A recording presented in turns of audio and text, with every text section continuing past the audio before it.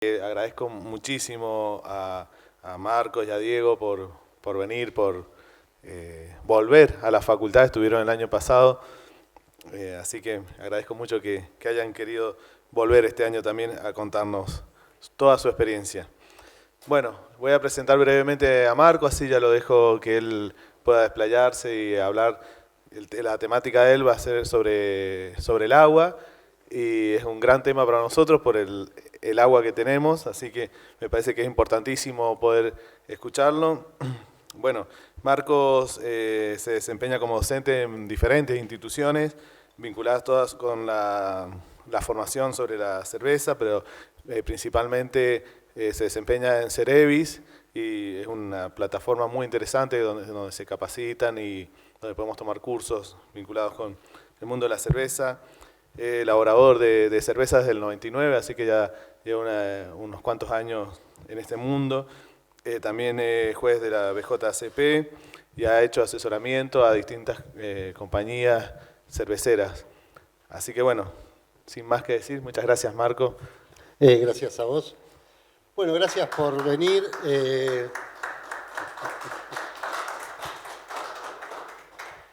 Bueno, como él dijo, vamos a hablar sobre el tema del agua. ¿Sí? El tema del agua es bastante complejo, todos lo saben.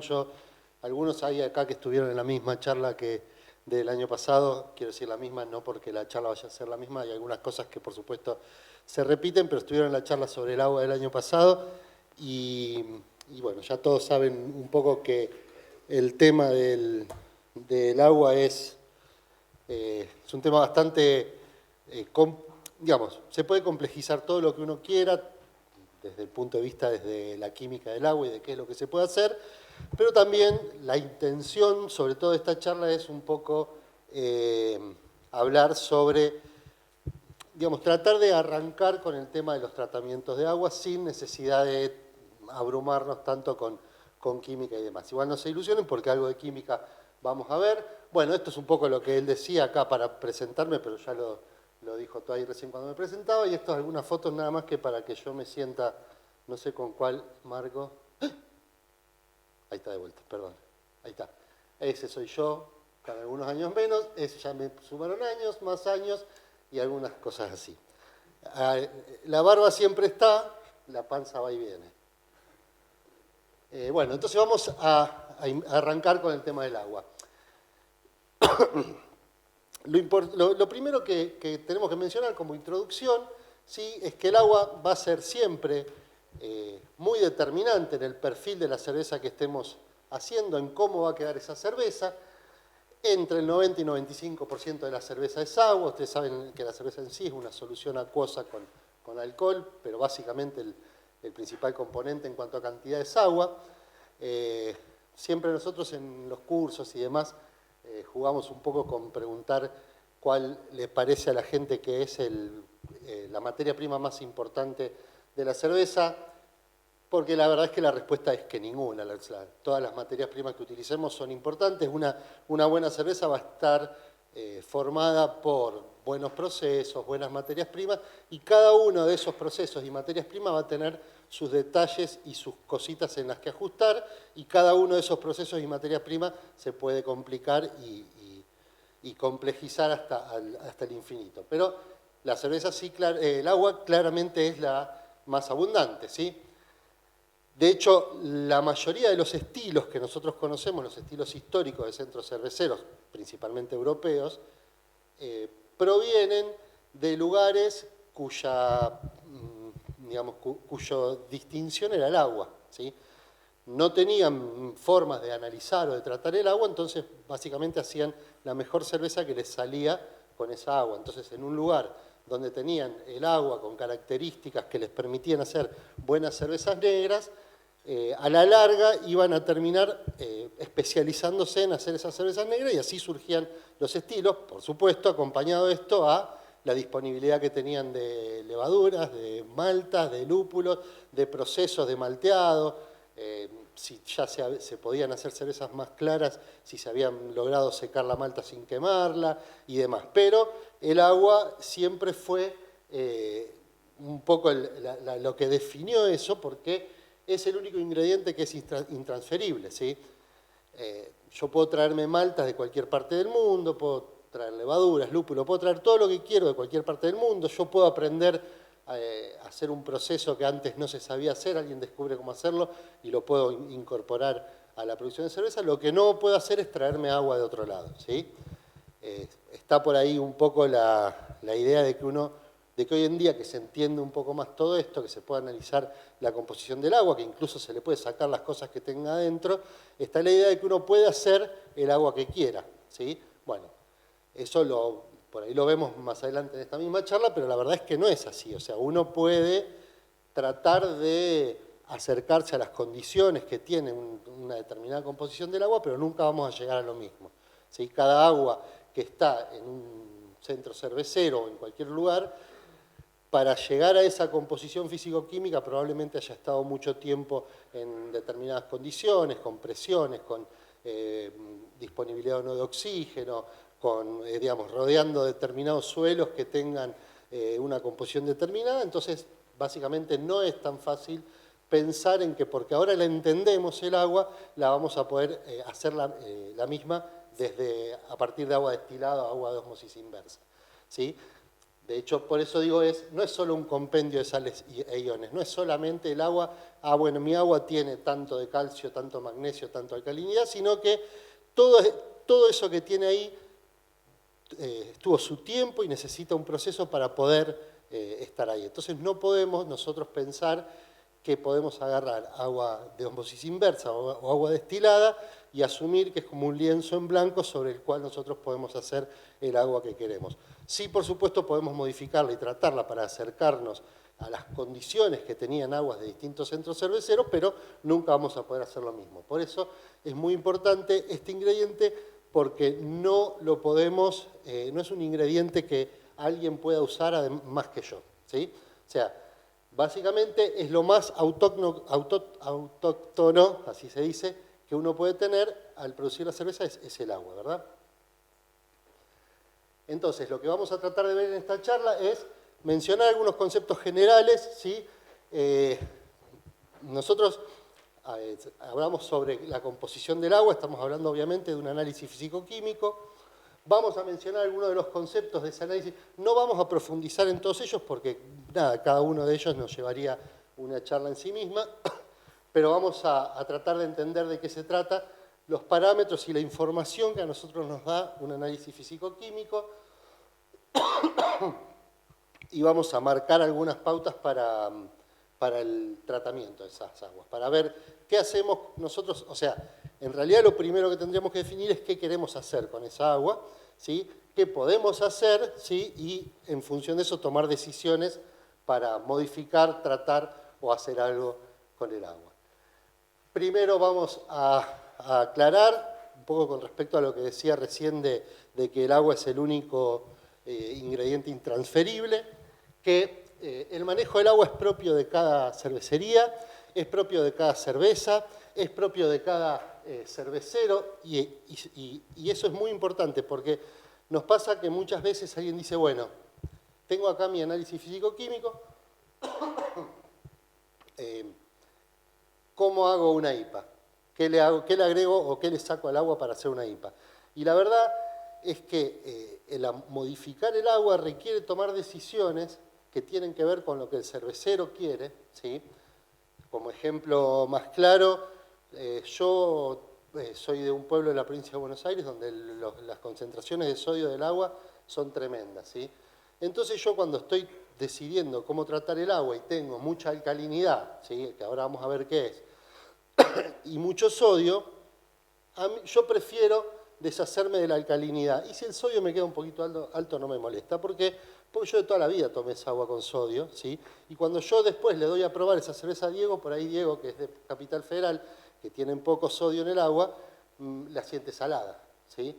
Pero la decisión mía fue ocuparme de la alcalinidad, y si quedaba un poquito alto el sodio no me molestaba, ¿sí? Si yo estuviera haciendo esa cerveza, por ejemplo, para llevarla a Capital, probablemente tendría que prestarle atención a eso. Pero depende, eso fue una decisión mía como cervecero, digamos, sobre qué me centro, cuál va a ser el parámetro que me va a limitar a mí el estilo de cerveza que yo pueda hacer.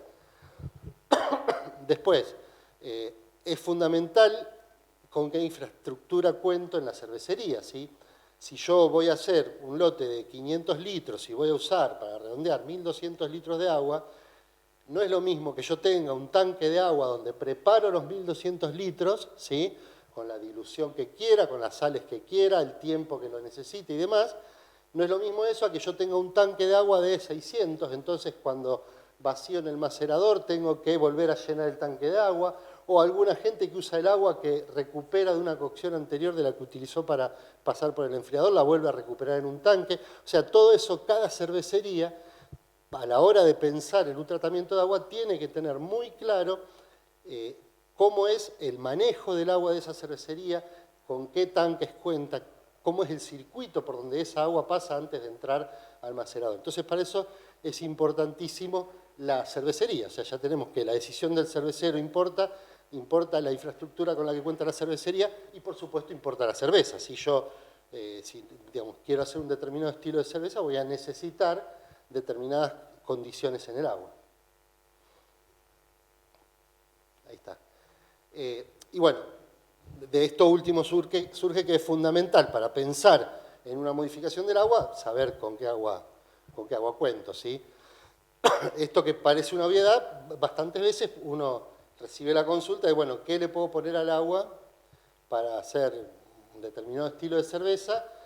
Y no tengo el físico-químico, pero sé que mi agua, ponerle, es muy dura, o es muy esto, o tiene mucho sodio, o el otro. Bueno, no, la verdad es que si queremos pensar en modificar modificar la composición físico-química del agua, tenemos que saber de dónde partimos, ¿sí? Para poder charlar un poco de esto vamos a necesitar tener, no perfectamente claro, algunas cosas sí tienen que ser más entendidas que otras, pero sí tenemos que saber a qué nos referimos cuando hablamos del pH, de la alcalinidad, de la dureza. Ya quiero spoilear algo y quiero decir algo importante que por ahí lo repito un par de veces. Se confunde mucho la alcalinidad con la dureza, no es lo mismo la alcalinidad con la dureza. Ustedes acá en San Rafael tienen un agua dura, ¿sí? Es decir, que tiene mucho calcio y magnesio. En la provincia de Buenos Aires hay un agua muy alcalina. Las dos aguas forman mucho sarro, entonces en Buenos Aires uno escucha mucho decir, tengo un agua que es muy dura, y la verdad es que no es muy dura. Para el señor que va a instalar el termotanque le da lo mismo si el sarro proviene de la alcalinidad o de la dureza, ¿sí? Si proviene por un exceso de alcalinidad o por un exceso de dureza, pero para nosotros como cerveceros no. La dureza en general es buena, no nos molesta tanto, y la alcalinidad nos molesta un poco más, ya lo vamos a ver. Pero eso como para ir adelantando. Nos interesa qué comportamiento tienen el sulfato y el cloruro y la relación entre estos dos iones. Principalmente nos interesa esto porque nosotros, para poder modificar sobre todo la dureza, para agregar calcio y magnesio, vamos a necesitar agregarlo con sus sales, que son de sulfato cloruro. Entonces tenemos que saber qué cantidades tenemos y con qué podemos movernos. Y por último, nos interesa saber lo que es manejar lo que es la alcalinidad residual y la dureza efectiva, que ya vamos a ver a qué nos referimos. El primero concepto, y este sí me interesa, es bastante importante que se entienda, la mayoría de la gente tiene una muy buena aproximación de lo que significa, es el pH. Básicamente estamos midiendo la actividad. Fíjense que acá dice actividad del ion hidrógeno, porque yo tengo esa neurosis de que tiene que estar todo conceptualmente bien puesto, porque si después un químico se lleva eso y dice concentración de protones, va a decir, mirá este burro lo que puso. Pero está bien, lo vamos a escuchar mencionado, y se le dice, ¿sí?, que en realidad es una medida de la concentración de protones, ¿sí?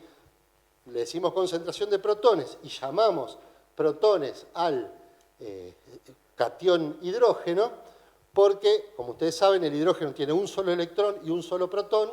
Cuando se ioniza, cuando pierde su electrón de carga negativa, queda cargado positivamente, pero lo que queda es un solo protón, entonces directamente se le dice que es un protón. Entonces se calcula como el menos logaritmo de la concentración de protones, ¿sí?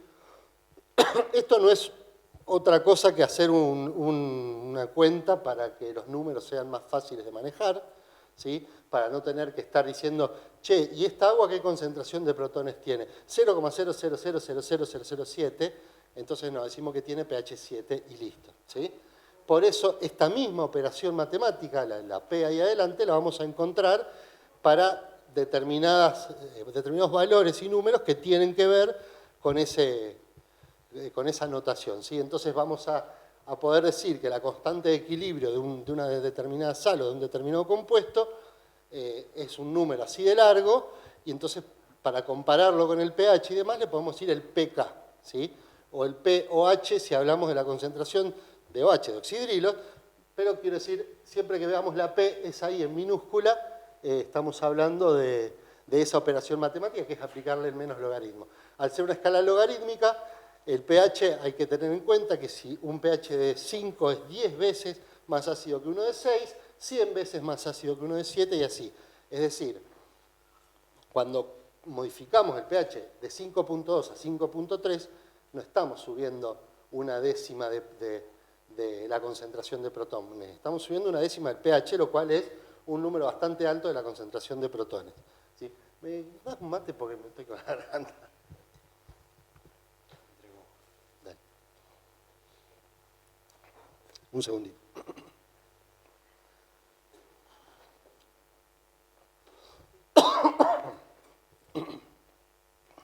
Bien. Nosotros necesitamos, o sea, ustedes saben que la mayoría de las cosas que pasan en la producción de cerveza tienen que ver con reacciones bioquímicas, tienen que ver con enzimas que funcionan de una manera, tienen que ver con proteínas que tienen una determinada forma, función o tamaño y demás. Y cuando nosotros estamos hablando de la concentración de protones en un medio, estamos hablando de la cantidad de cargas positivas que están en ese medio. Por lo tanto, como las proteínas y las enzimas que deben su función a la forma que tienen, adquieren esa forma porque sus cargas negativas y sus cargas positivas, porque se repelen, se unen y todo eso, van adquiriendo esa forma, que el medio esté más cargado o menos cargado va a ser fundamental en esa forma. Por lo tanto, el pH va a ser fundamental en la función de las enzimas, ¿sí? Todos tenemos claro que la temperatura es fundamental, ¿sí? Pero tenemos que tener en cuenta también que el pH es fundamental, no solo la temperatura. Las dos variables que nosotros más podemos manejar en la función de una enzima son el pH y la temperatura. Además de las funciones de las enzimas, maceración, hervor, fermentación, madurado, envejecimiento, casi todas las reacciones que vayan a andar dando vueltas por ahí van a ser afectadas por el pH, incluso, no sé, aceites esenciales del lúpulo que tienen en antiómeros, o sea, que tienen dos formas posibles de estar conformados y una forma es 90 veces más aromática que la otra. Bueno, la proporción de esas formas tiene que ver con el pH, qué tanto se isomeriza.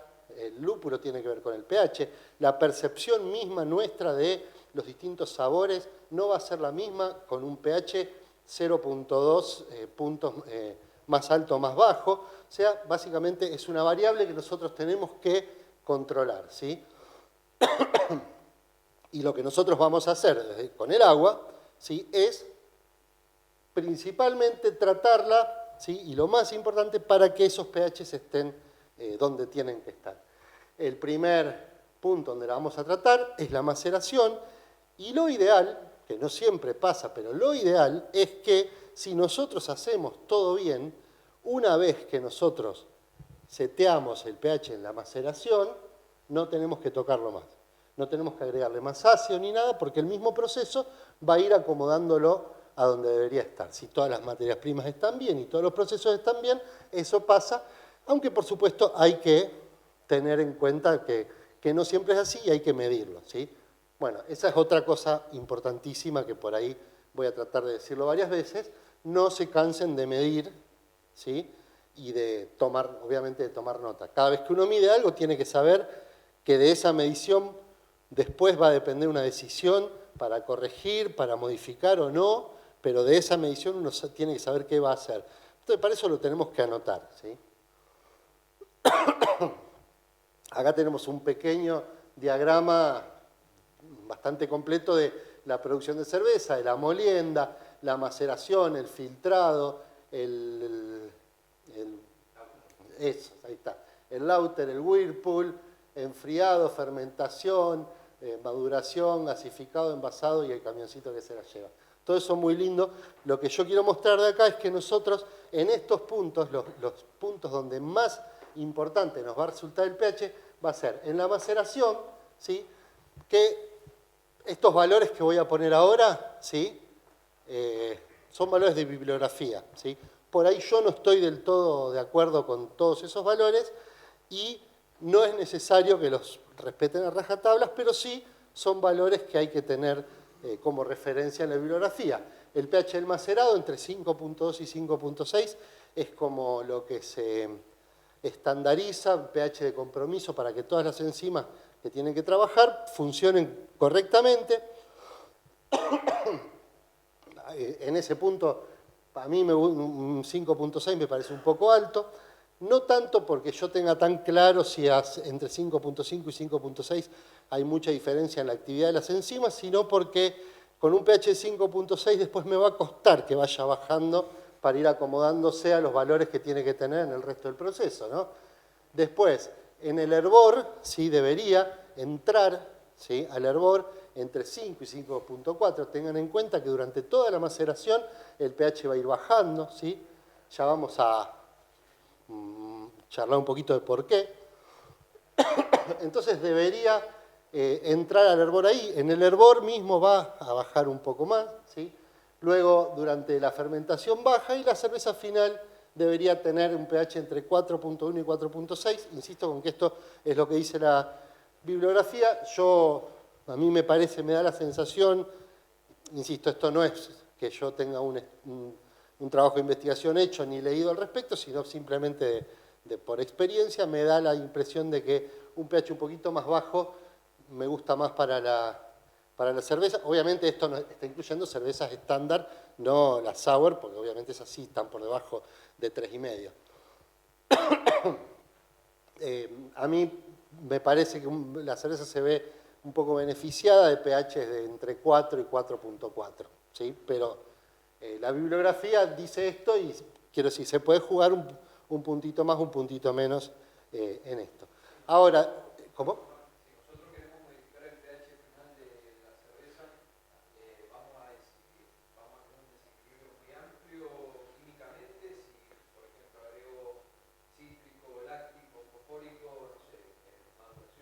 Bueno, eso iba a comentar ahora. A mí de todo esto, insisto, lo ideal es modificar el pH ahí, ¿sí? Es buscar un pH en el macerado tal que después todo esto se acomode solo, ¿sí? Puede pasar, digamos, esto es una cuestión hasta, no sé, hasta de principios. Yo me banco modificar el pH en el hervor, ¿sí? Me quedó un poquito alto, no bajó tanto como esperaba, qué sé yo. Me banco modificarlo en el hervor, ya modificarlo en la fermentación no me gusta, ¿sí? Pero conozco gente que algún puntito le bajó para que clarifique mejor, pero modificarlo a la cerveza ya es casi adulterarla. Sí, insisto con lo que digo, es una apreciación personal.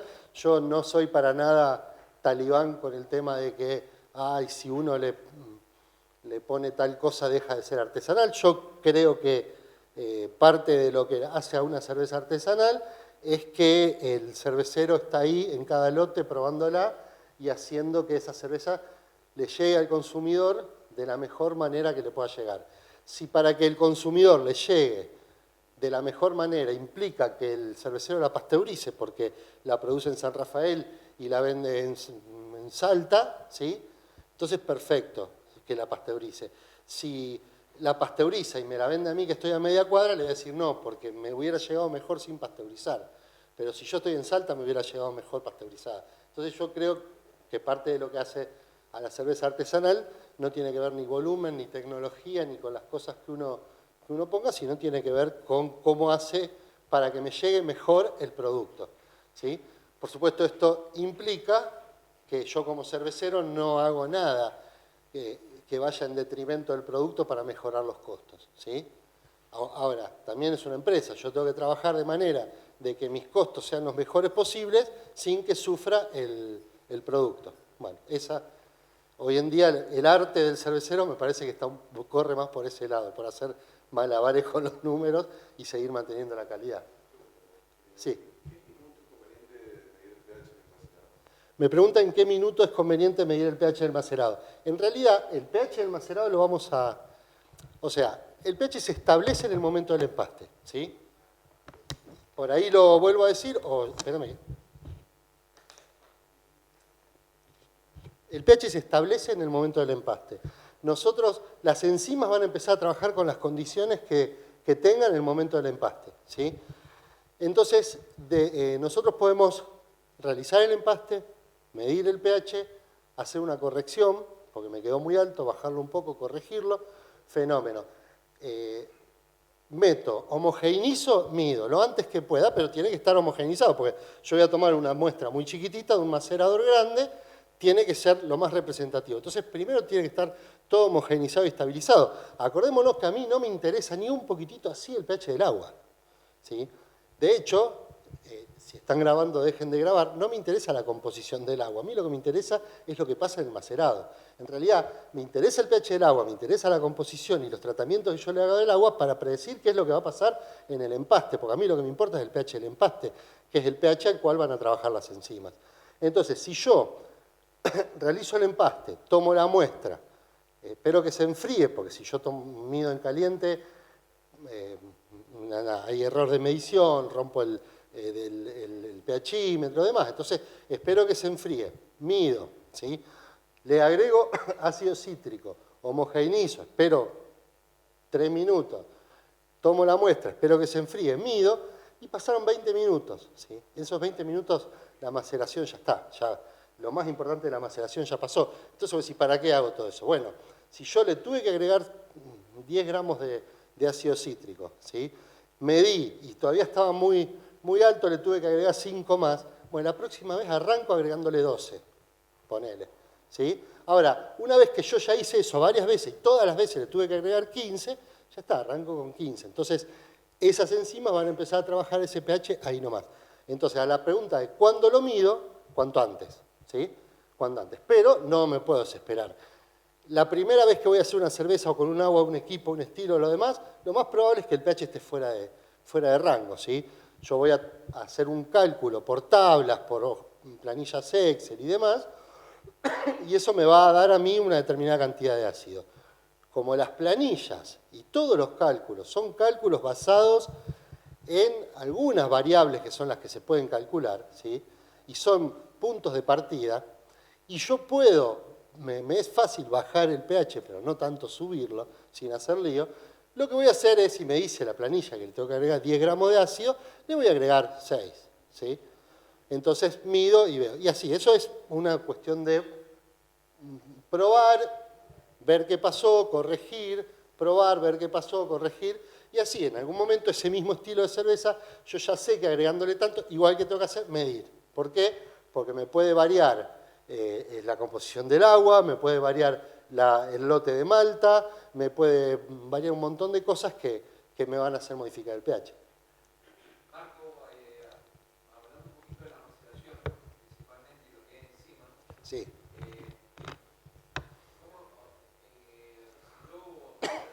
Independientemente de los pasos que va en la maceración o los descansos de temperaturas, ¿cómo actúa la inactivación enzimática? O sea, si me decís que tardé 20 minutos y yo tardé en medir el pH, ya pasó todo. No, ahí las enzimas siguen activas lo más bien. Lo que no tienen más es almidón para convertir. Porque las enzimas empiezan a convertir almidón y nada, lo convierten y trabajan de una manera y generan una determinada cantidad de dextrina y una determinada cantidad, digamos, lo que nosotros queremos, lo que nosotros controlamos o tratamos de controlar en la maceración es la composición del mosto que va a salir a la olla de hervor, ¿verdad? Bueno, la composición esa no es la misma si la enzima trabajó, si todas las enzimas trabajaron, ¿sí? Pues acá hay un montón de enzimas, cada una tiene su pH óptimo, ¿sí? Y el pH de compromiso está entre ese lugar, entre 5.2 y 5.6, ¿sí? si, digamos, incluso dentro de ese rango hay distintas activaciones de enzimas, más que otras. Por lo tanto, con todo eso yo lo que voy a tratar de controlar es la composición del mosto que voy a sacar, que tenga más azúcares fermentables o menos, que tenga dextrinas más grandes que van a dar más cuerpo y no tienen sabor, o menos, ¿sí? Que sea un mosto mucho más fermentable y por lo tanto me va a dar una cerveza mucho más seca. Digamos, todo eso lo manejo ahí. Si yo a los 20 y pico minutos llegué al pH que yo había decidido que es el que yo quiero, la verdad es que la composición del mosto ya va a estar dada por todo lo que pasó antes. ¿Sí? Bueno, entonces, vimos lo que era el pH, vamos a ver lo que es la alcalinidad. Ustedes saben que el pH me da una, lo habíamos visto ahí, una escala que va de 0 a 14, donde 0 es ácido, 7 es neutro y 14 es alcalino, ¿sí? Entonces la palabra alcalinidad nos remite a un pH alto, pero no hay que confundirlo. Alcalinidad no significa que algo es alcalino, ¿sí? En el agua, cuando el agua tiene alcalinidad, lo que significa es que tiene una resistencia a la baja de pH, ¿sí? Es decir, de hecho, digamos, por definición, la alcalinidad está dada por la cantidad de ácido que yo necesito para llegar al pH 4.3. ¿Por qué el pH 4.3? Bueno, porque cuando el señor que inventó esta técnica la inventó, tenía un indicador que en 4.3 cambiaba de color. Entonces, él sabía que el pH 4.3 cambia de color. Entonces, ¿qué hago? Tengo mi muestra de agua con el indicador que no tiene ningún color, ¿sí? Le empiezo a agregar cantidades conocidas de ácido mientras agito. Cuando esa agua se hace rosita, de ese mismo color, ¿sí? Quiere decir que esa agua llevó 4.3. Mido cuánto ácido le puse, ¿sí? Y esa es la alcalinidad. ¿Por qué un agua con un poquito de ácido me alcanza para llegar a 4.3 y otra agua le tengo que agregar el triple de ácido? Bueno, justamente porque el agua del triple ácido tiene alcalinidad, es decir, tiene un buffer que lo que hace es resistir a la baja de pH, ¿sí? Y ese buffer, digamos, en términos químicos, lo que significa buffer es una solución donde tengo compuestos que, así, digamos, coloquialmente podemos decir, que toman los protones que irían a bajar el pH, ¿sí? O sea, el ácido que viene a bajar del pH lo agarran y lo usan para otra cosa y no lo dejan bajar el pH, ¿sí? Básicamente agarran el ácido y forman una sal. Lo usan para formar una sal que no tiene efecto sobre el pH. Entonces, voy a necesitar agregar más ácido para bajar el pH. Fíjense que eso es muy importante en el caso de la producción de cerveza, porque como yo les decía, lo importante es el pH del empaste, ¿sí? Nosotros tenemos agua, que el pH del agua está entre 7 y 8,5, es el valor normal, y tenemos que, con esa cantidad de agua, que va a estar en proporción en general de 3 a 1 con el grano, tenemos que lograr que el empaste tenga un pH 5.2, es una baja importante de pH lo que se necesita, ¿sí? Si esa agua que tengo yo ahí tiene algo que me resista a la baja de pH, me va a ser muy difícil llegar a ese 5.2. Entonces, es muy importante la alcalinidad que tenga el agua, ¿sí? Y es muy importante, por supuesto, que nosotros lo sepamos para prevenir qué hacer para poder llegar a ese pH que necesitamos, ¿sí? La alcalinidad del agua está dada por lo que se llaman las especies de carbono, ¿sí? Ácido carbónico, bicarbonato y dióxido de carbono, ¿sí? Y carbonato.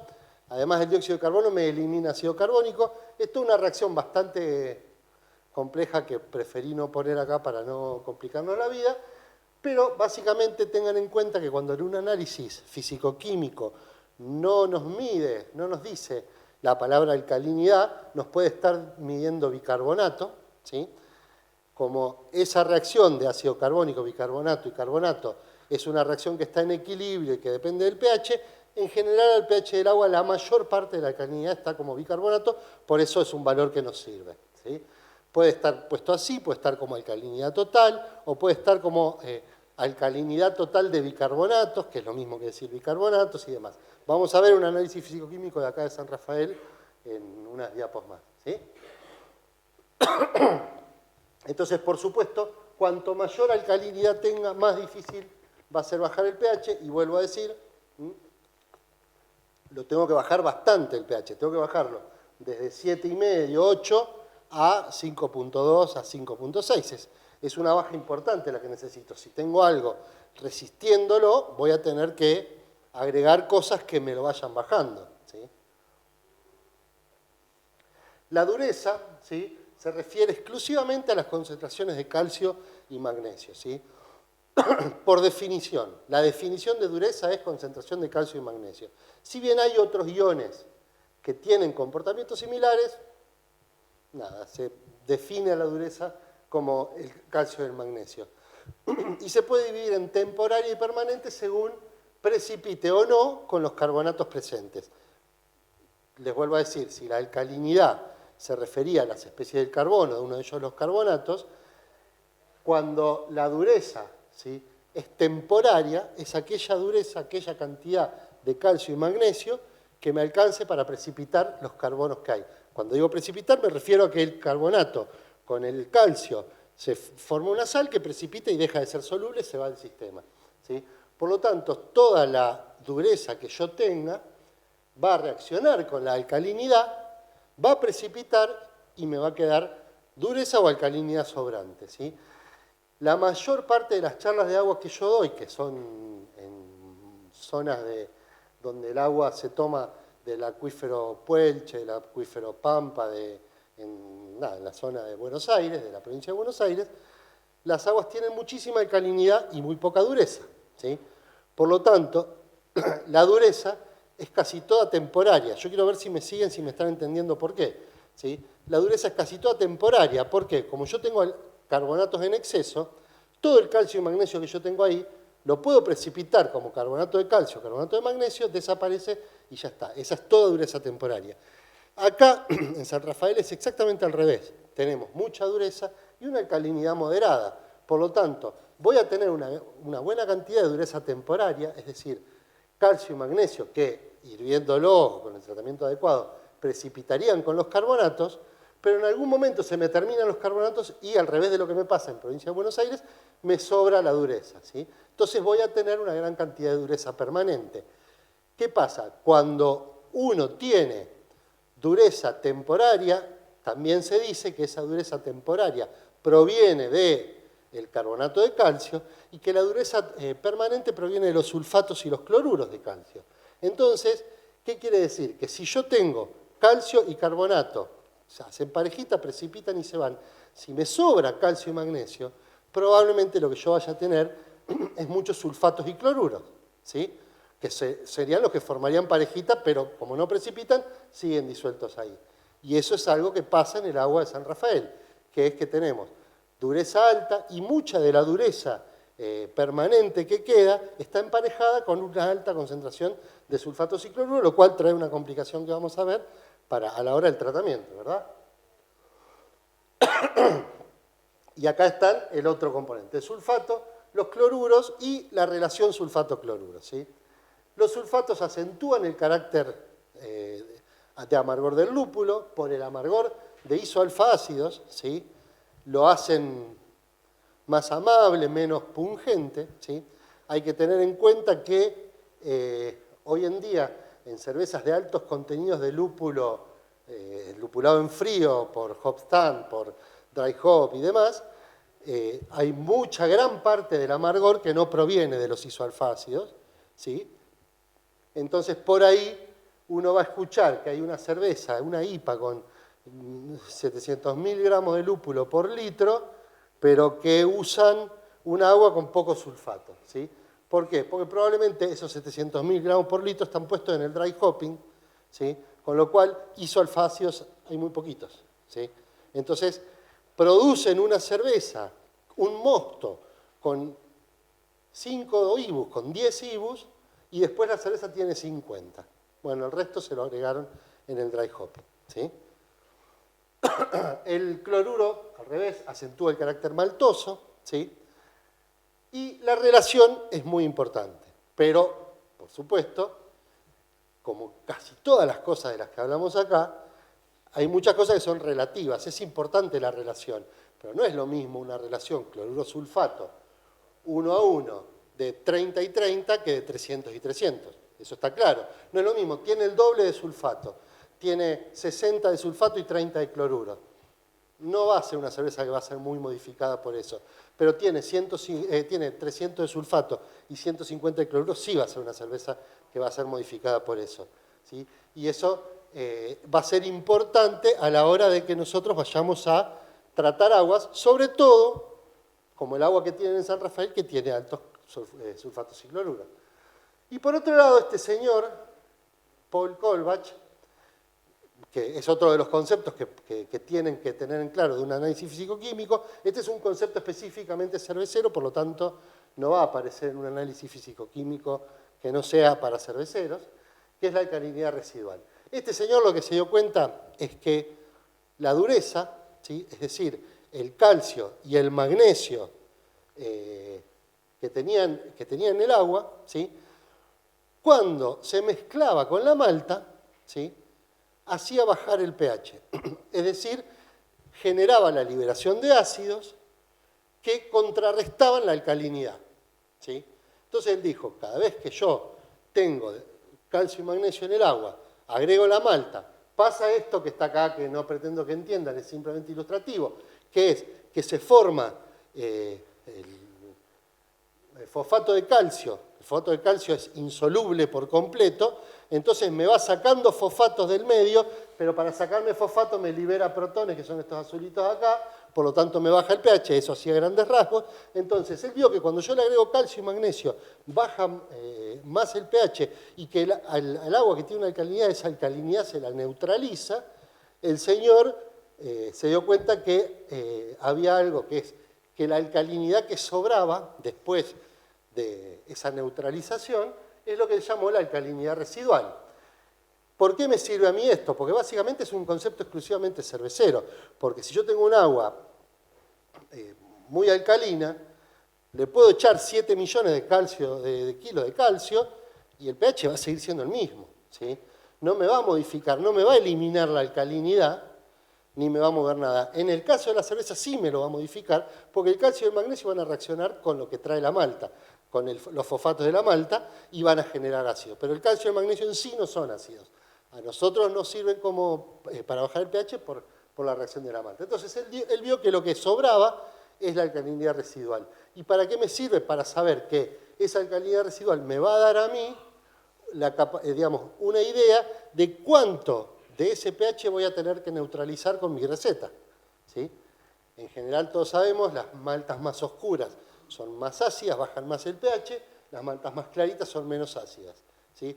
Entonces yo en función, ya tengo varios elementos para ir jugando con el pH, ¿sí? El calcio y el magnesio que hay en el agua, la alcalinidad y las maltas, ¿sí?, y la acidez de esas maltas.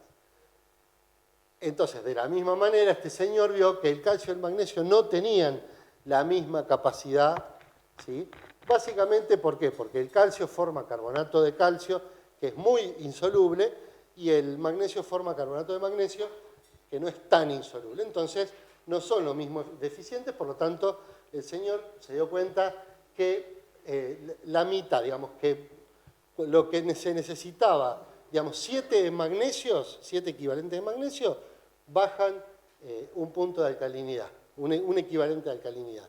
Y 3,5 de calcio bajan lo mismo, ¿sí? Se necesita el doble de magnesio que el calcio, entonces definió lo que se llama la dureza efectiva, ¿sí? En función de esa dureza efectiva, es que el señor hizo este gráfico que está acá, que después vamos a ver cómo queda para San Rafael, en el cual está, por un lado la alcalinidad, no se ve acá, y por otro lado la dureza efectiva, y estas líneas así, estas rectas, son la alcalinidad residual. Lo que hicieron después, Delange o Brunwald fue el que hizo, que puso las ciudades. Delange. Brunwald, Palmer, Brunwald. Bueno, un señor, hubo uno, ¿sí? Los expertos pusieron después, tomaron las composiciones físico-químicas del agua, las composiciones conocidas del agua de los distintos centros cerveceros históricos y las acomodaron en este mismo gráfico, ¿sí? Como para tener una idea visual de dónde está puesta el agua. Entonces, una cosa que nos gusta hacer es, cuando nosotros tomamos el análisis físico-químico de un agua para la producción de cerveza, es ponerla acá, meterla donde queda acá, para ver, en cuanto a lo que tiene que ver con la dureza y la alcalinidad, ver dónde estamos parados con respecto a las ciudades donde se produjeron esos estilos, ¿sí? Porque cuando decimos, ponemos acá, por ejemplo, esto es la ciudad de Pilsen, ¿sí? Por acá está Burton-on-Trent, por acá está Múnich, Londres. Entonces, de ahí, qué estilos se produjeron en esas ciudades y nosotros podemos hacernos una idea de dónde estamos parados, ¿sí? Y por último, y como un parámetro mucho más nuevo, esto ya es un parámetro casi subjetivo, no es que aparece en el análisis físico-químico, el parámetro soporte mineral. Hablamos del soporte mineral como una idea de qué es lo que tiene, qué tan compleja es la composición mineral de esa agua, y lo tenemos como reflejado en los sólidos disueltos totales. Los sólidos disueltos totales sería una forma de decir cuántas cosas tiene en total esta agua, ¿sí? Es como si yo dijera, a grandes rasgos, si tengo 45 partes por millón de calcio y 30 de magnesio, los sólidos disueltos totales serían 75, ¿sí? No es así de lineal, pero es para darnos una idea.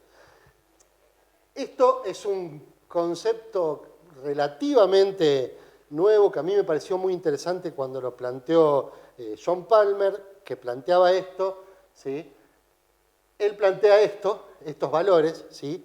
Y acá otra cosa que aprovecho a decir, que siempre digo, es, ojo con lo que nosotros vemos en la bibliografía, sobre todo en la bibliografía norteamericana, porque obviamente ellos hacen sus trabajos de investigación y sus libros, sus publicaciones, con las cosas que tienen ellos y para los problemas que tienen ellos, ¿sí? Para ellos les resulta un valor de prestar atención más de 150 partes por millón de sólidos disueltos totales, ¿sí? Acá tienen 1000 y pico, ¿sí?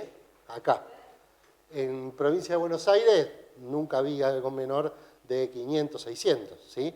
O sea que entonces uno va a decir, oh, y yo le puse prestar atención, esta es una traducción libre, ¿sí? En el paper decía problematic o, no sé, dedicate a otra cosa, no sé. Para ellos se mueren, ven, bueno, yo he tenido así discusiones dando una charla con cerveceros y decían, no, pero, no sé, yo vi un artículo o una charla de John Rayson que decía que con cualquier agua se puede hacer cerveza sin tocarla. Sí, bueno, decirle a John Bryson que venga a hacer cerveza a Moreno, ¿sí? Y después charlamos. Porque claro, está muy bien que ellos publiquen para sus propios problemas. Digamos, la comunidad científica realiza investigaciones para resolver problemas que tienen, no problemas que tienen los de otro continente. A nosotros nos llega eso porque, bueno, es mucho más desarrollado allá. Por eso, y eso se va a cualquier cosa que lean de bibliografía extranjera sobre todas estas cosas, tengan la mente abierta para decir, bueno, por ahí tan así no es, ¿sí? Por ahí es lo mismo que nos pasa, digamos, intuitivamente, si nosotros abrimos una revista de cerveceros caseros de Estados Unidos, donde dice, bueno, vamos a mostrar la receta para hacer tal estilo de cerveza, y uno mira y hay 8 tipos de maltas distintas, ¿sí? De 6 marcas distintas, donde explica el lote. Bueno, acá por ahí tenemos 3 proveedores y ninguno son esos. Entonces ya nosotros sabemos, digamos, sin proponérnoslo, estamos mirando críticamente, no estamos absorbiendo lo que dice esa revista. Ah, no puedo hacer tal cerveza porque no tengo Brewers Malt número 44, sino que busco con qué reemplazarla según lo que yo tengo en mi medio. Bueno, con esto pasaría algo parecido, ¿sí? Cuando el tipo dice, es un gran problema tener más de 150 partes por millón de sólidos disueltos totales, a mí se me ríen las medias. ¿Sí? El problema es otra cosa. Esto, digamos, tener más de 150 es la vida misma. Bueno. Entonces, vamos ahora sí a meternos en el agua que vamos a utilizar para hacer cerveza. Primero, en qué requisitos tiene que tener el agua. Nosotros vamos a hablar, bueno, vamos a modificar el agua tiene que tener tanto de calcio. Si tiene todo eso de calcio y de magnesio, ¿está bien el agua? No, porque tiene arsénico. ¿Sí? No, bueno, entonces primero, el agua tiene que ser potable. ¿Sí? No podemos hacer cerveza con agua que no sea potable. Si yo tengo en mi fábrica agua que no es potable, probablemente mi preocupación sea otra, es que tengo agua que no es potable y no que no puedo hacer cerveza. Pero bueno, en principio tiene que ser claro que no tiene que tener contaminantes tóxicos como por ejemplo el arsénico y tiene que ser microbiológicamente potable. ¿Sí? Si bien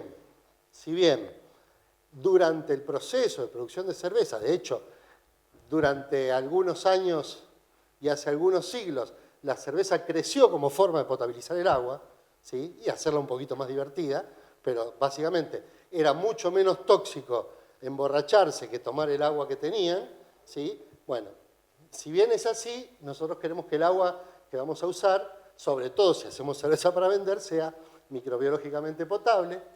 No tiene que tener metales que por ahí están regulados y es tóxico, ¿no? Pero antes de que sea tóxico nos pueden dar sabores y aromas en la cerveza. El agua de red viene con cloro. Tengan en cuenta que nosotros el cloro lo usamos para matar microorganismos y después le vamos a dar un microorganismo para que fermente. ¿Sí?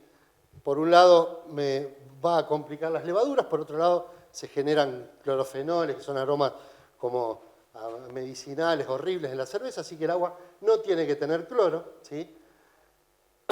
Y por supuesto tengo que tener disponible y en cantidad necesaria. Eso lo puse ahí porque me sobraba espacio, pero está clarísimo. Digo, no es que ustedes necesitaban que le diga, sí, tiene que tenerla. No, el agua que uso es buenísima, ¿tenés? No.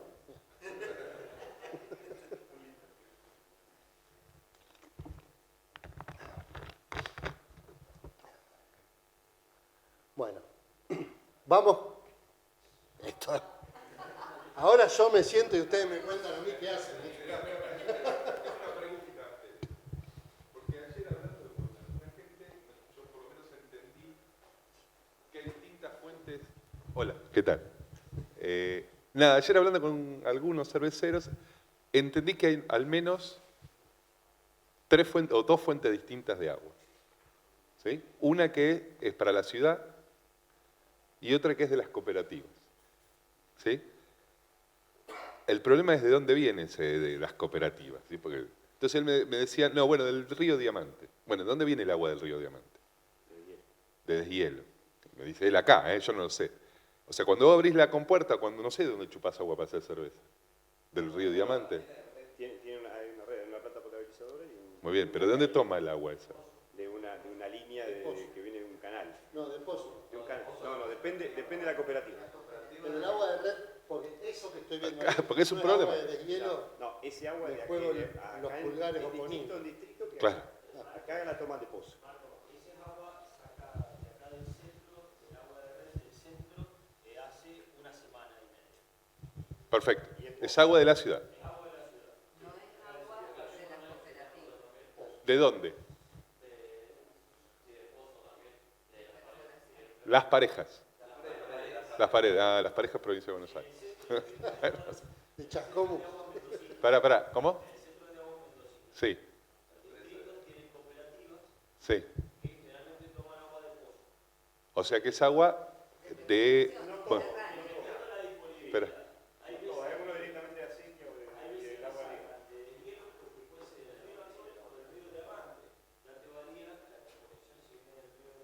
Espera. Supongamos que yo vivo, voy a decir Cuadro Benévega, que es lo único que conozco cerca acá. En verano, ¿de dónde me viene el agua? Del río. Y en invierno, del mismo lugar. O sea, siempre es del río. Si vivo 50 kilómetros más allá, o sea, me cambié de departamento, no sé lo que sea, la división política que sea, depende de qué. Bueno, a ver, alguien que sea de otro coso. Vos, ¿de dónde viene? Perfecto, Rama Caída. No importa. Lo que importa es en verano, ¿de dónde toman el agua? Pozo. ¿Y en invierno? O sea que es otro pozo. Perfecto. No, es que cuando el agua es superficial, perdón, cuando el agua es superficial suele ser más blanda. Claro, eso. Por eso yo decía, esa agua que estoy viendo ahí no es de deshielo. Básicamente el agua que es superficial es como me decían ahí, es en el centro, es pozo, sí. Sí, ahí me acaba de mostrar uno de los chicos, ¿cuánto tenés de TDS? Sólido disuelto. Pero mirá que más de 150, dice Palmer, que es problemático. En este momento Palmer está haciendo, ¡ay, qué me pasa! Ay, por favor, le va a llegar a Palmer que yo lo bardeo. Esto es con todo respeto, quiero decirlo. ¿Eh? Lo que yo aprendí de Palmer no lo aprendí de nadie. Listo, sigamos. Una cosa que quería decir, por ejemplo, en Ciudad de Buenos Aires, nosotros somos de Ciudad de Buenos Aires, permiso, el agua siempre es del río, siempre. Ahora, cuando uno se va alejando de la costa, no importa si va hacia el norte o hacia el sur, empiezan a mezclar el agua del río. Y es un problema porque no es que siempre mezclan, depende. Y no siempre mezclan las mismas proporciones. Entonces, bueno, digamos, yo me he llegado a notar que cuando yo voy a dar una charla en un determinado lugar sobre aguas, busco si alguien me puede pasar un análisis físico-químico y trato de enfocarme en los problemas que pueden tener. Y siempre me pasa lo mismo.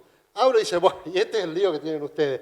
Y me doy cuenta que a todo el mundo le digo lo mismo. O sea, evidentemente todo el mundo tiene líos con su agua, ¿sí? O sea, cada uno tiene sus particularidades, ¿sí? En el caso de la gente que, como dice Diego, vive en un lugar donde el agua es variable, donde todos los días le llega algo distinto, eso es un problemón, porque vos no podés ni tener una receta. Entonces, bueno, en ese caso, lo que yo recomiendo hacer es medir. Uno puede tener un medidor de TDS, cosa que recomiendo que todos tengamos, ¿sí? No sé si llegan a estos niveles los medidores de TDS baratos que uno consigue, pero bueno, en todo caso habrá que invertir un mango más, o diluir el agua y medirla y calcular, no sé. Eso es. Pero básicamente, ¿por qué? Porque yo tengo un análisis físico-químico del agua que me da la cantidad total de cosas que tiene disuelto, ¿sí? Disculpame un segundo. Un segundito. Dos cosas creo yo que hay que hacer. Una es, sobre todo si uno está en una región donde puede ir a... Yo quiero ir a hablar con AISA, con Aguas y Saneamiento. ¿Cómo es? Bueno, AISA. Me atiende una señora y yo le hablo y me hace así la señora. Y cuando termina de hablar me dice no se puede. ¿Me entendés? Claro, sí, es así. Ustedes tienen la posibilidad, por ejemplo, él vive en un pueblo que se llama San Andrés de Giles. El señor del agua de San Andrés de Giles fue compañero del secundario. ¿Me entendés? O sea, puede ir a decir, claro, puede hablar con alguien. El señor le podrá decir no se puede, pero esa relación hay que explotarla. Entonces hay que ir a hablar con el señor del agua, a ver qué hace.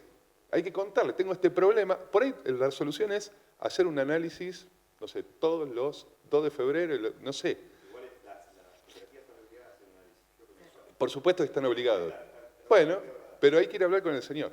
Eso, más allá de tener el medidor. Si tienen un análisis mensual de su agua es maravilloso, porque no se olviden que todo el análisis físico-químico es una foto, ¿sí? La composición del agua es variable, ¿sí? Obviamente, cuanto más superficial sea agua, más variable, porque va a estar influenciada por las lluvias, por la no lluvia, por el deshielo que haya o no, por el caudal del río que venga, pero cuanto más profunda, menos variable. Pero si ustedes tienen la posibilidad de tener todos los meses el análisis de agua, está buenísimo, ¿sí? Pero bueno, entonces, lo que yo les decía con respecto al medidor de TDS, ustedes tienen... pensé que necesitaba un mate. No, lo que ustedes tienen que hacer con lo que yo digo con el medidor de TDS, es que si yo tengo que con esta composición de agua tengo, no llego a ver, 1000, no sé cuánto, 1090 de sólidos disueltos totales, ¿sí? Yo tengo que asumir que cuando yo mida solo los sólidos disueltos totales, si me da 1090, y probablemente la composición no sea muy distinta a esta, ¿sí? Porque sería muy loco que justo lo que baja sube por otro lado y así. Entonces, podemos asumir que si los sólidos disueltos totales son más o menos los mismos, la composición del agua se va a mantener, ¿sí? Sobre todo esto, para lugares donde tengan mucha variabilidad, porque en cuanto eso cambie y los sólidos disueltos totales se me vayan al doble o a la mitad, probablemente me cambió algo en el agua. En el caso de lo que yo les decía en la provincia de Buenos Aires, te cambiaron las fuentes.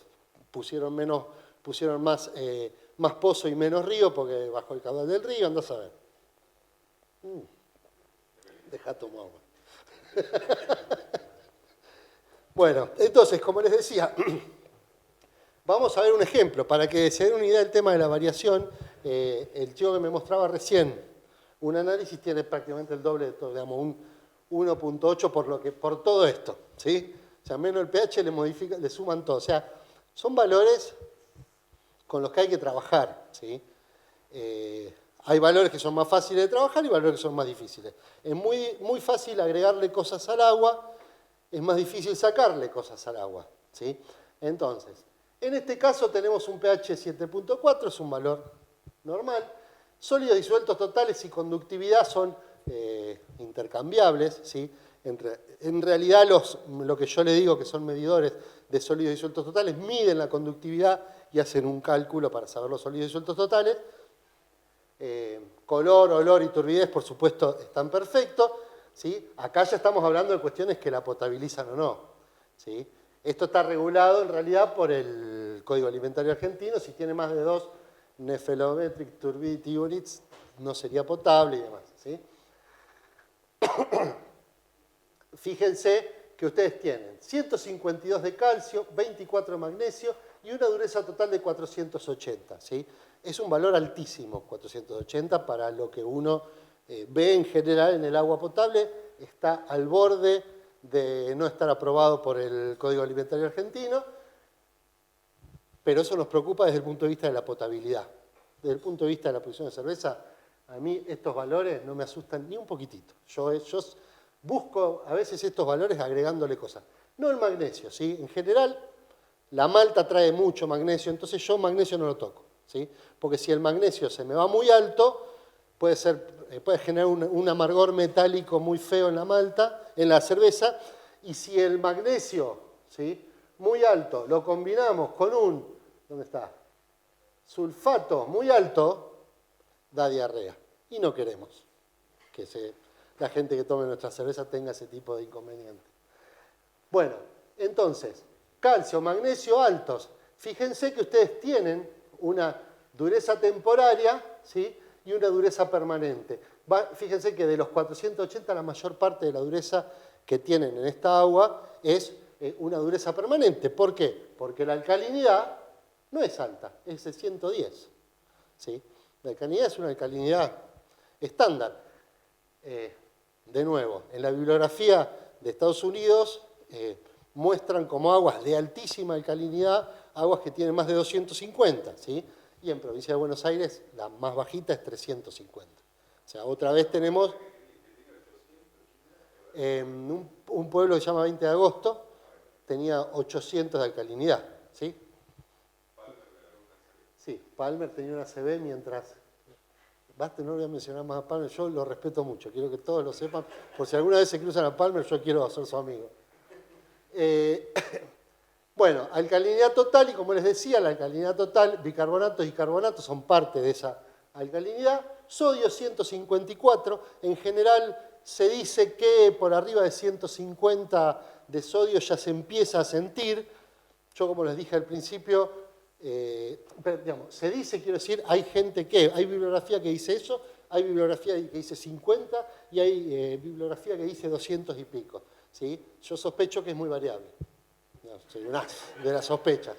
Básicamente lo que yo digo es, yo estoy acostumbrado, me crié toda la vida en un lugar donde había 200 y pico de sodio, ¿sí? Y la gente hipertensa tenía que tomar agua mineral, porque les hacía mal tomar agua de la canilla, y a mí este valor de sodio no me molesta. Yo muchas de mis cervezas yo he hecho con esos valores de sodio y no me molesta ni un poquitito. Ahora, si uno lo compara con un agua de Capital, es un agua que es salada, ¿sí? Y si lo compara con el agua de Mar del Plata, es un agua que no tiene nada, ¿sí? El agua de Mar del Plata tiene arriba de 250, 300, y en algunos lugares de la provincia de Buenos Aires he visto aguas de 400 de sodio, que eso ya sí es solución fisiológica, más o menos. Y, bueno, sulfatos y cloruros, ¿sí? Si ustedes se fijan, sulfatos y cloruros, ustedes se fijan, son altísimos los dos, ¿sí? Los valores en general van entre 50 y 150, ¿sí? Los lugares donde tienen poca dureza permanente tienen bajo sodio, ¿sí? Si me mezclo me avisan. Bajo sulfatos y cloruro, en este caso, toda esta dureza permanente que hay acá proviene de los sulfatos y cloruro. O sea, tienen altos sulfatos y cloruro. ¿Cuál es el problema que tenemos con eso? Es que estamos limitados cuando nosotros querramos agregar calcio y magnesio, ¿sí? Si nosotros necesitamos agregar calcio y magnesio porque, por ejemplo, queremos subirle porque vamos a hacer precipitar parte de ese calcio y ese magnesio, o porque necesitamos bajar un poco más el pH, o por el motivo que fuere, cualquier cosa que le querramos agregar, vamos a estar limitados porque estamos al borde con los sulfatos y cloruros, ¿sí? Después, esto en realidad, este es un ejemplo de el análisis físico-químico que hacemos nosotros con Celesbis, y estos valores tienen que ver con valores de potabilidad, ¿sí? Por eso no estaban en el estudio que yo tenía, les puse por debajo del límite y potasio 9. Esto es otra cosa que me llamó la atención. Nosotros, por ejemplo, no medimos potasio, ¿sí? Porque encarece mucho el estudio, ¿sí? Y el potasio siempre es muy bajo, no tiene muchos efectos. Entonces, en un momento dejamos de medirlo justamente para poder abaratar el análisis físico-químico, ¿sí? Cuando nosotros lo medíamos nunca pasó de 2, ¿sí? Y acá tiene 9. Esto no tiene efecto en cuanto a la producción de cerveza, ¿sí? No tiene ningún tipo de efecto, principalmente porque no llega a estos valores a hacer algo que vaya a influenciar en el sabor. Si el potasio fuera muy alto podría afectar la actividad de las levaduras, pero no es tan alto. De hecho, la misma malta y levaduras tienen más potasio que esto. Pero les digo, porque si ustedes mandan a hacer, una de las cosas que uno tiene que hacer siempre en el análisis físico-químico es hacer algunos cálculos, ¿sí? Por ejemplo, el balance iónico, calcular cuántos miliequivalentes de cationes, es decir, de iones con carga positiva, tengo y cuántos miliequivalentes de aniones, o sea, iones con carga negativa, tengo, ¿sí? Como ustedes saben, el agua es neutra, estos dos valores deberían ser bastante parecidos. Si no son bastante parecidos, ¿sí? No es porque el agua tenga una carga determinada, es porque o estoy midiendo algo mal, ¿sí? O no estoy midiendo algo, ¿sí? En este caso yo me fijé... No, o porque los resultados que yo saqué son un promedio, ¿sí? Es decir, por ejemplo, ¿cómo es el agua de Burton-on-Trent de 1834? Busco en la bibliografía, encuentro, cargo esto en una planilla y me da que la diferencia entre cationes y aniones es enorme. Bueno, lo que pasa es que probablemente lo que yo cargué fueron promedios de distintas mediciones, ¿sí? Yo, como parte de un laboratorio, no menciono esta opción, pero la opción está también de que esté mal lo que hizo el laboratorio. Pero en general esa es la última opción de todas, de todas. Bueno, entonces, pero para lo que me sirve es, por ejemplo, si yo me fijé que si yo hubiera sacado el potasio de la ecuación esta, ¿sí? La diferencia de acá hubiera sido de 0.20 algo, ¿sí?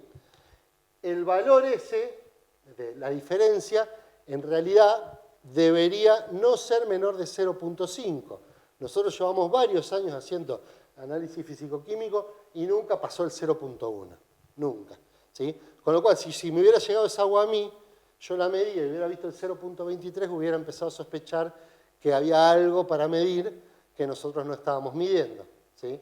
Y si hubiera investigado un poquito, me hubiera dado cuenta que era esto. En realidad es lo primero que pienso, sí. Si me pasara eso, lo primero que pensaría es que me falta medir el potasio. Porque en realidad otras cosas que se podrían medir es, por ejemplo, hierro, pero debería estar en una zona muy endémica para que haya una cantidad de hierro tan importante, porque después el resto de las cosas, manganeso, zinc y todo eso están en trazas. Es tan poquito el valor que no me modificaría esta ecuación, ¿sí? Y por último, el dibujito que les decía, ¿sí? Fíjense que con todo eso que les dije, en función de la alcalinidad y la dureza efectiva, no sé si llegan a ver dónde está el dibujito del agua de San Rafael, está ahí, ¿sí? Fíjense me voy a acercar porque estos anteojos no son mágicos.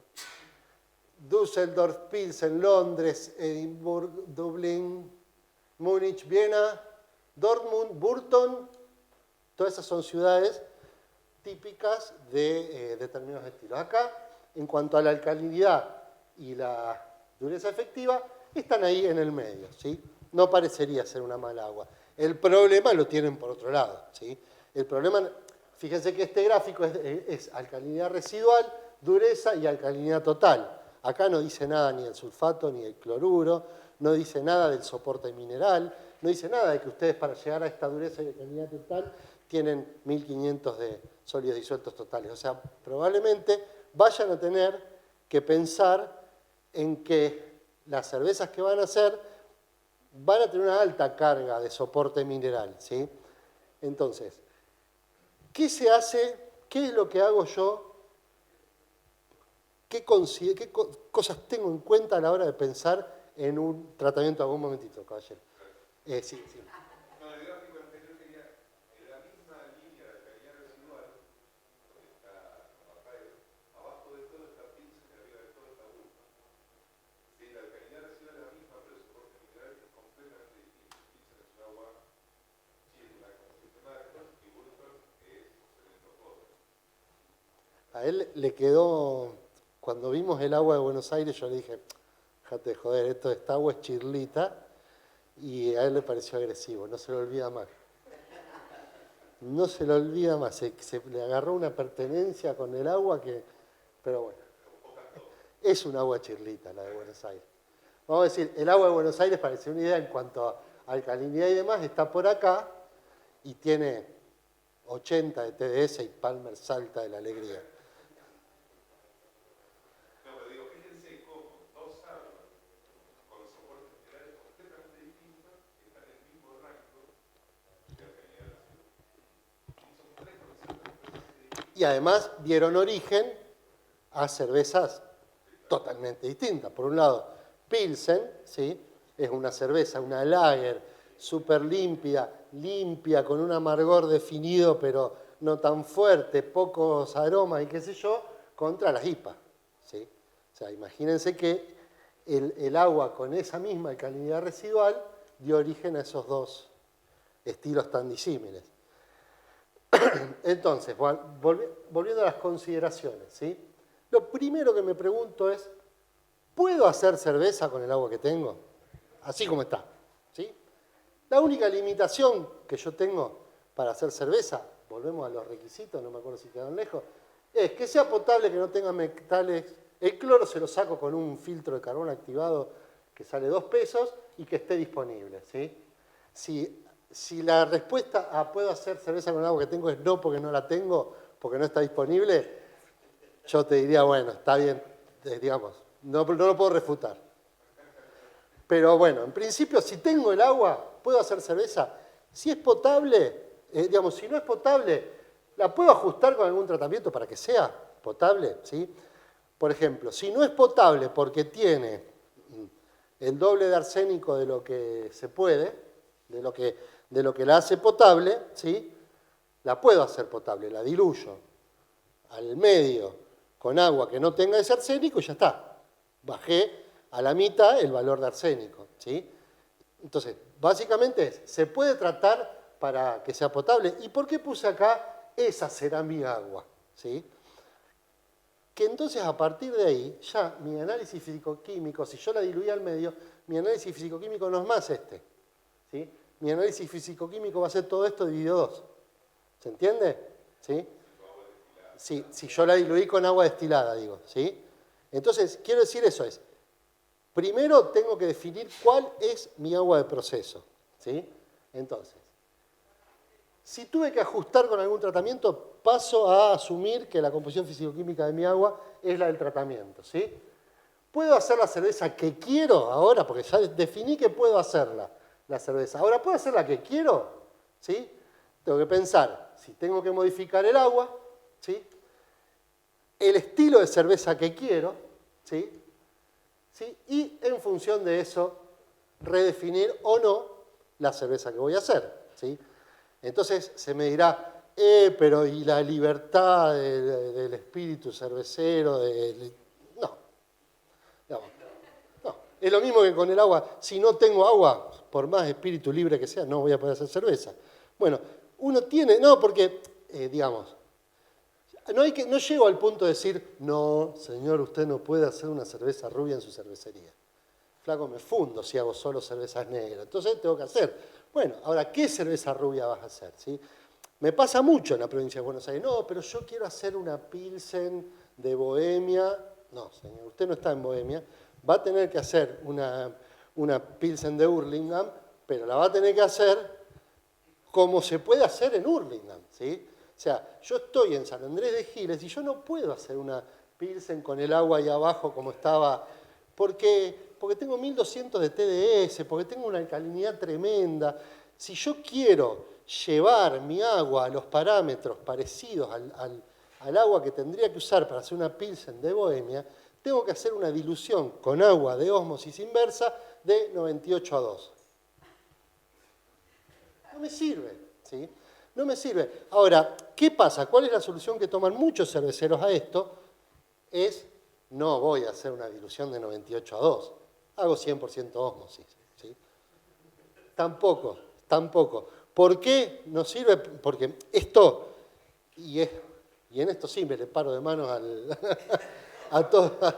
Acá se me enojan varios cuando yo digo esto. No estoy diciendo que no puedan salir buenas cervezas de un agua hecha con 100% ósmosis a la cual le agrego sales. Sí salen buenas cervezas. No salen tan buenas como si no hubieras hecho eso, ¿sí? O sea, ¿qué quiero decir? Yo estoy agarrando el único ingrediente que tengo autóctono, ¿sí? Lo estoy rompiendo y ahí le agrego cositas para que se parezca a uno de Europa de 1840. No va a pasar porque no tengo tan claro cómo era la composición del agua en Europa en 1840.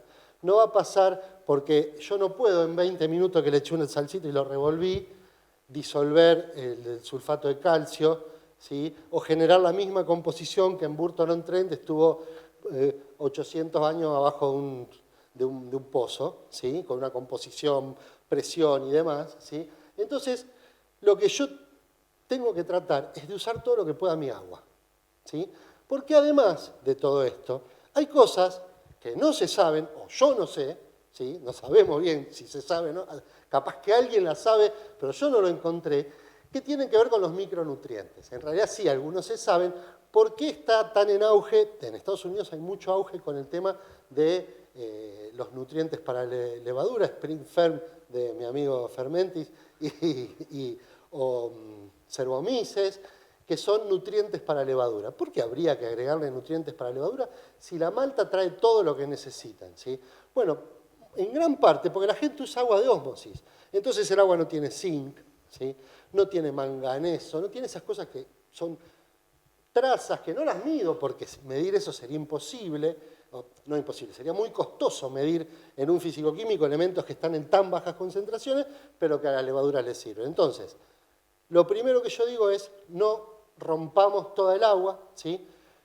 Me baso en esto que acabo de decir y además es una cuestión de experiencia. Como yo hago cerveza en un lugar donde el agua es muy complicada por todos esos aspectos, y en Buenos Aires, donde el agua es mucho más blanda y tiene mucho más chirlés, ¿sí? Es un concepto científico que por ahí ustedes no están preparados para adquirir en este momento, pero bueno. En el libro de Palmer no menciona la chirlés del agua, eso es una cosa inaceptable. Bueno, en ese caso, yo he probado hacer la misma cerveza con la misma receta, con la misma persona, en los mismos ingredientes, los mismos procesos, en un lado y en otro, y no hay caso, no son iguales. El caso más claro que tenemos es que la cerveza que yo hago en mi pueblo, todas las cervezas negras, ¿sí? Que yo las hago diluyendo el agua a un 60% como mucho, ¿sí? La misma receta, lo mismo todo que lo hacemos en Buenos Aires, agregándole sales, ¿sí? Nada, las de Buenos Aires parecen un café recalentado y las que hacemos en Giles tienen tostados, chocolates, son complejas, tienen cuerpo, son distintas, ¿sí? Y sin embargo, lo único que cambió ahí fue el agua, y tanto no cambió, porque yo diluí una y le agregué cosas a la otra. Pero bueno, como digo, no es tan sencillo. O sea, primera recomendación sería, modificamos el agua, pero no la destruimos por completo. Vemos hasta dónde podemos forzar para seguir usando en gran parte nuestra agua, siempre que hayamos cumplido, ¿sí?, este requisito, porque de hecho hay lugares donde el límite para el arsénico, ahora se me fue, es o 0,1 o 0,01 para la Organización Mundial de la Salud y 0,5 o 0,05, no me acuerdo, para la Organización Mundial de la Salud 0,05 y para la Argentina todavía estamos en 0,1, ¿sí? Una persona que tiene 1 de arsénico, ¿sí?, tiene 10 veces más. Entonces, flaco, ahí estás en el horno, vas a tener que hacer una dilución 1 en 10, ¿sí? Y en esa dilución 1 en 10 rompiste toda tu agua. Bueno, pero es que el problema es que, como dice acá, tu agua es la potable, no es la que tenía 10 veces lo que se permite de arsénico. Entonces, vamos a pensar qué tanto podemos modificar el agua, ¿sí? Vamos a pensar, ¿me avisan cómo voy de tiempo? Si me estoy yendo. Bueno, ustedes ¿me pasé? Bueno. Listo, esto se quedó claro. Entonces vamos a lo que... No, lo que decía, si tenemos que pensar qué modificación vamos a hacer nosotros en el agua, ¿sí? Si vamos a hacer una dilución, si vamos a hacer una dilución y le vamos a agregar algo, lo que fuera que vayamos a hacer, y ver qué tan flexibles somos con el estilo que queremos hacer. Es decir, yo quería hacer una Pilsen de Bohemia, pero tengo muchas cosas en el agua, entonces pienso hacer una German Pilsner que tiene un poco más de soporte de minerales, un poco más compleja, sabores más separados, y si no, hago una Dortmund Exporter. Acabo de mencionar 3 cervezas que son la misma receta, lo único que le varía es el agua, ¿sí? Entre esos 3 estilos de cerveza, lo único que varía es el agua de Pilsen, el agua de Múnich y el agua de Dortmund, ¿sí? Lo único que varía de esos 3 estilos es eso, y las cervezas son 3 cosas distintas. Y la cerveza la Dortmund es como mucho más compleja y mucho, bueno, como menciona ahora el tema de la tomabilidad, algo menos de tomabilidad, ¿sí? Yo el tema de la tomabilidad es un tema que por ahí discuto porque la cerveza no tiene que tener buena tomabilidad, digamos. Nada, si no hago agua. Yo si quiero tomabilidad, tomo agua. Yo lo que quiero es que la cerveza aporte determinadas cosas, que puede ser algo súper tomabilidad, si yo lo que quiero es tomarme una cerveza después de jugar un partido de fútbol, o no tanta tomabilidad, si yo lo que quiero es, a la luz de las velas, mirar una película con una chimenea encendida. No, ahí no quiero una cerveza que me tome 5 litros. Me tengo que levantar al baño mucho y estoy viendo una película, digo. Bueno, y por último, ¿necesito hacer algún tratamiento al agua para que sea aceptable como agua de proceso para el estilo definido? O sea, básicamente, ya definí cuál es mi agua, ¿sí? Definí el estilo y alguna modificación general para que esa agua así como está la pueda usar, y ahora vamos a la sintonía fina, vamos a ver, cuando digo algún tratamiento, es básicamente qué le tengo que agregar, ¿sí?, para ir acercándome, ¿verdad?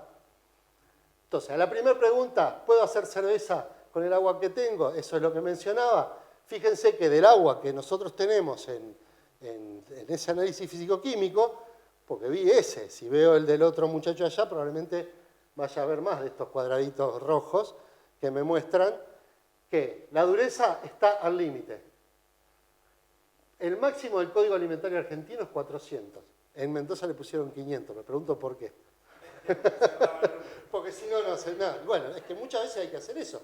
Es lo que se hace con el arsénico. Todavía el valor del arsénico aceptable en la Argentina es el doble de lo que se acepta a nivel mundial, porque tenemos zonas donde hay arsénico y es más tóxica la deshidratación que el arsénico. Entonces, o la gente no toma agua o nos flexibilizamos un poco con eso. Bueno, y los sulfatos también están al límite, ¿sí? Yo esta agua así, porque fíjense que entre 398, si el máximo de la potabilidad es 400, bien está dentro del error de la medición, ¿sí? Lo mismo pasa con este 480, bien está en el error de la medición, o sea, estoy con un agua que Además, como yo les decía, esto es una foto. Mañana me cambia un poquitito así, ya deja de ser potable. O sea, básicamente ahí ya tenemos que pensar en hacer una dilución para que sea potable. ¿Sí? Después, en función de qué cerveza tengamos, y como decía hoy con el tratamiento, en función de lo que yo quiera hacer, de qué tan fundamentalista soy en mantener todo lo que pueda mi agua, de las posibilidades que tenga en mi cervecería, ¿sí? Es decir, ¿tengo un equipo de ósmosis inversa? Bueno, fenómeno. Entonces hago una dilución. Bueno, vamos a hacer una dilución al medio. Pero yo produzco, no sé, hago dobles cocciones, necesito 3.000 litros de agua. Mi equipo me da 140 por día. ¿Qué hacemos? Bueno, probablemente no vaya a ser al medio porque voy a necesitar mucho tiempo para obtener esa agua, ¿sí? Entonces, en función del equipo de ósmosis que tenga, de la disponibilidad de agua de ósmosis inversa que tenga, o destilada, o de otra fuente que no tenga estos parámetros y que me sirva para diluir, vamos a calcular qué dilución hacer, ¿sí? Entonces, ahí pasa lo que yo decía en esta transparencia, ¿sí? En esta parte. Hago esa dilución para hacer el agua potable, ¿sí? Y a partir de ahí tengo, ese es el agua con la que voy a trabajar, ¿sí? Segunda pregunta, ¿puedo hacer la cerveza que quiero con el agua que tengo? Y fíjense, para que vean que lo respeto, fíjense de dónde viene esto, ¿sí? De septiembre de 2018, John Palmer, Putting Brewing Water Adjustment in Perspective. Un paper de mi amigo personal, ¿sí? Palmera, como le digo yo, de dónde. Bueno, Palmer hizo algo interesante, ¿sí? Que es como para tener una idea visual del tratamiento de agua y qué es lo que deberíamos hacer, hizo lo que, con una maravillosa inventiva estadounidense, bautizó como el brew cube, ¿sí? El cubo cervecero, ¿sí? Nosotros lo vamos a llamar cubo cervecero. No, tampoco vamos a refutar a Palmer en todo, ya sería vicio. Bueno, entonces, ¿qué hizo este señor? Puso en este cubo, ¿sí? Calcio, balance, color, soporte mineral, relación sulfato-cloruro y alcalinidad residual. Y están, si ustedes se fijan, unidos así. Entonces, por ejemplo, si uno quiere una cerveza con un color ámbar, debería tratar de, voy por aquí, buscar una alcalinidad residual que esté en el medio, ¿sí? Si uno quiere una cerveza color claro, iría a una alcalinidad residual menor de 100. Trato de modificar para eso. Soporte mineral, que está dado por los TDS, ¿sí? Él puso suave, más o menos con un calcio de 50, deberíamos estar hablando. Cuando tengo un soporte, una cerveza con bajo soporte mineral, me voy a encontrar con ese calcio. Medio y fuerte. Por supuesto, yo lo quiero mucho a Palmer, pero tuve que agrandarlo, ¿sí? ¿Qué le pusimos? Soporte mineral muy fuerte, ¿sí? Y fíjense que muy fuerte arranca de 800. A mí me daba vergüencita tampoco poner 1500. Me pareció mucho, ¿sí? Porque él decía que 150 era cosa. Yo dije, está bien, John, pero acá. Bueno, y lo mismo nos pasa con la alcalinidad residual, ¿sí? Llegaba hasta 100, bueno, yo le puse mayor a 250, ¿sí? Entonces, a lo que estamos, ¿puedo hacer la cerveza que quiero con el agua que tengo? Bueno, lo primero que voy a hacer es qué cerveza quiero hacer, ¿sí? Si yo quiero hacer una cerveza que vaya al balance lupulado, ¿sí? Y que voy a estar acá, ¿sí? Voy a necesitar una relación sulfato-cloruro cercana al 4:1, ¿sí? No me acuerdo cuánto daba la reacción sulfato-cloruro de esta agua. Odio hacer esto, pero bueno, ¿qué va a ser? 1,87, ¿sí? Pero fíjense que acá entramos en el problema que yo les decía antes. Con el valor, los valores de sulfatos y cloruros que tienen ustedes, ¿sí? No puedo decir, ay, bueno, multiplico por 4 el sulfato y le he hecho, porque me estoy yendo muy lejos, ¿sí? Entonces, dependiendo de cómo me haya quedado a mí el agua, luego de diluirla para que sea perfectamente potable, ¿sí? Voy a poder pensar si me conviene agregar algo o no para modificar esa relación sulfato-cloruro, ¿sí? Lo mismo con el color. Si yo quiero una cerveza negra, voy a necesitar una alcalinidad de 150 en ese rango. Ustedes están en 110, está bárbaro, pero probablemente si hicieron una dilución, para poner un número fácil de sacar las cuentas, si hicieron una dilución al 50% van a tener una alcalinidad de 55. Ya, entonces probablemente tengan que agregar algo, si voy a hacer una cerveza negra, y lo mismo acá. Entonces, en función de un poquito de estos parámetros generales, yo voy a definir, ¿sí?, qué hago con esa agua, cuánto le agrego, ¿verdad? ¿Necesito algún tratamiento para hacerle al agua? Entonces, ¿cómo lo defino eso? Este es mi propia forma de hacerlo. Fíjense que el primer punto que yo miro es la alcalinidad residual o el sodio. ¿Por qué? Porque yo hago cerveza en un lugar donde tengo mucha alcalinidad y mucho sodio, ¿sí? Ustedes definirán qué es lo que les conviene tener en cuenta acá a la hora de pensar en la cerveza que van a hacer, ¿sí? Por ejemplo, yo miro la alcalinidad residual o el sodio. En realidad, residual lo escribí sin querer. En realidad me fijo la alcalinidad. Si mi agua, pongo el ejemplo que me pasa a mí, porque esto lo hice yo muchas veces, tengo un agua con 450 de alcalinidad y yo quiero una cerveza que más o menos tenga la mitad, insisto, para hacer las cuentas fáciles, ¿sí? Entonces, necesito que la tenga la mitad, pero a su vez el agua tiene 300 de sodio y yo quiero que tenga 100, ¿sí? Entonces necesito que tenga un tercio. ¿Qué hago? ¿Hago la dilución a la mitad y me banco que tenga 150 de sodio? ¿O hago la dilución al tercio y después le agrego alcalinidad? Como dije en la primera parte de la charla, decisión del cervecero, ¿sí? Como a mí no me molesta tanto el sodio, yo le doy más bolilla a la alcalinidad, a mí, ¿sí? Entonces, depende del cervecero a decidir si usa como limitante o como factor embudo la alcalinidad o el sodio, ¿sí? O en el caso de ustedes puede ser también la dureza o puede ser, en el caso de ustedes, el sulfato y cloruro, que son también muy altos, ¿sí? Pero en función de eso miro. Me fijo, hay que agregar calcio, ¿sí? Porque yo, para llegar, vamos a suponer que le di bola al sodio en contra de, digamos que es otro cervecero que no soy yo, y le dio bola al sodio, hizo la dilución al tercio. Entonces, su valor de calcio bajó al tercio. Entonces, tengo que agregarle calcio. El calcio se lo agrego como sulfato o cloruro, ¿sí? Entonces, tengo que definir, digamos, en este caso, si ustedes hicieron una dilución al tercio, ¿sí?, se les fue el calcio al tercio, de 152 que tenían, se les fue a 50.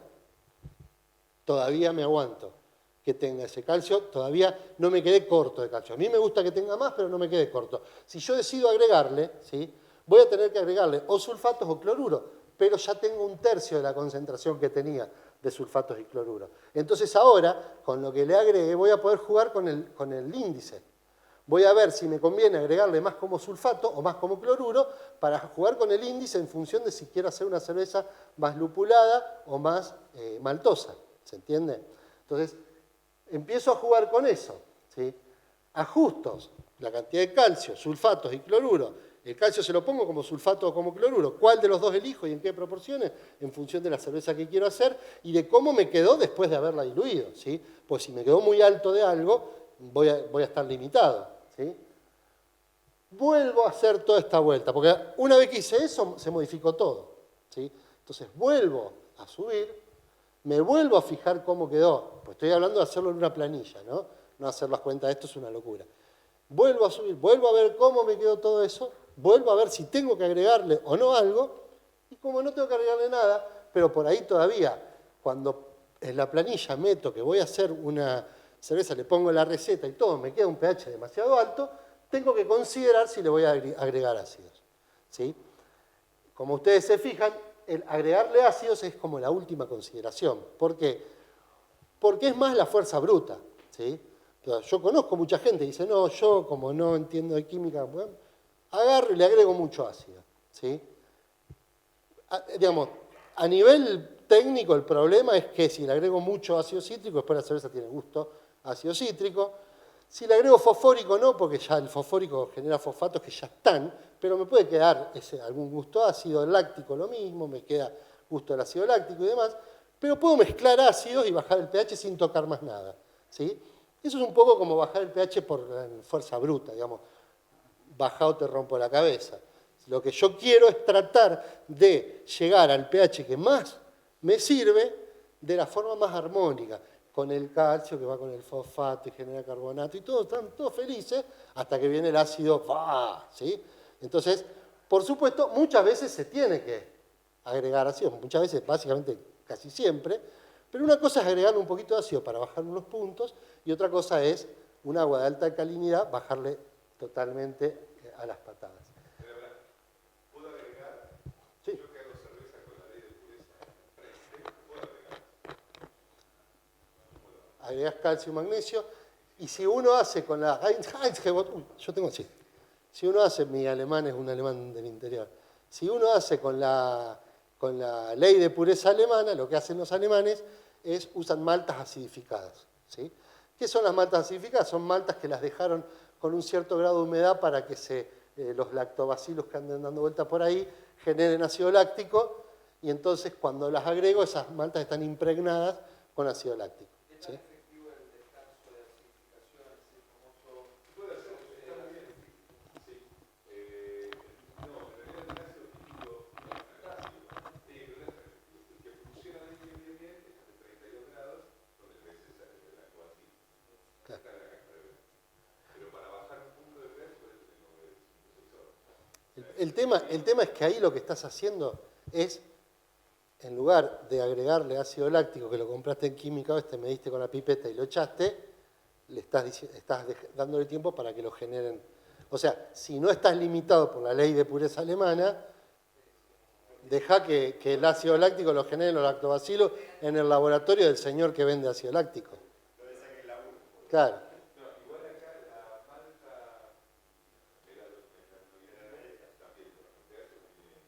Nosotros hicimos un trabajito de destilación y la malta nacional está a la altura de la malta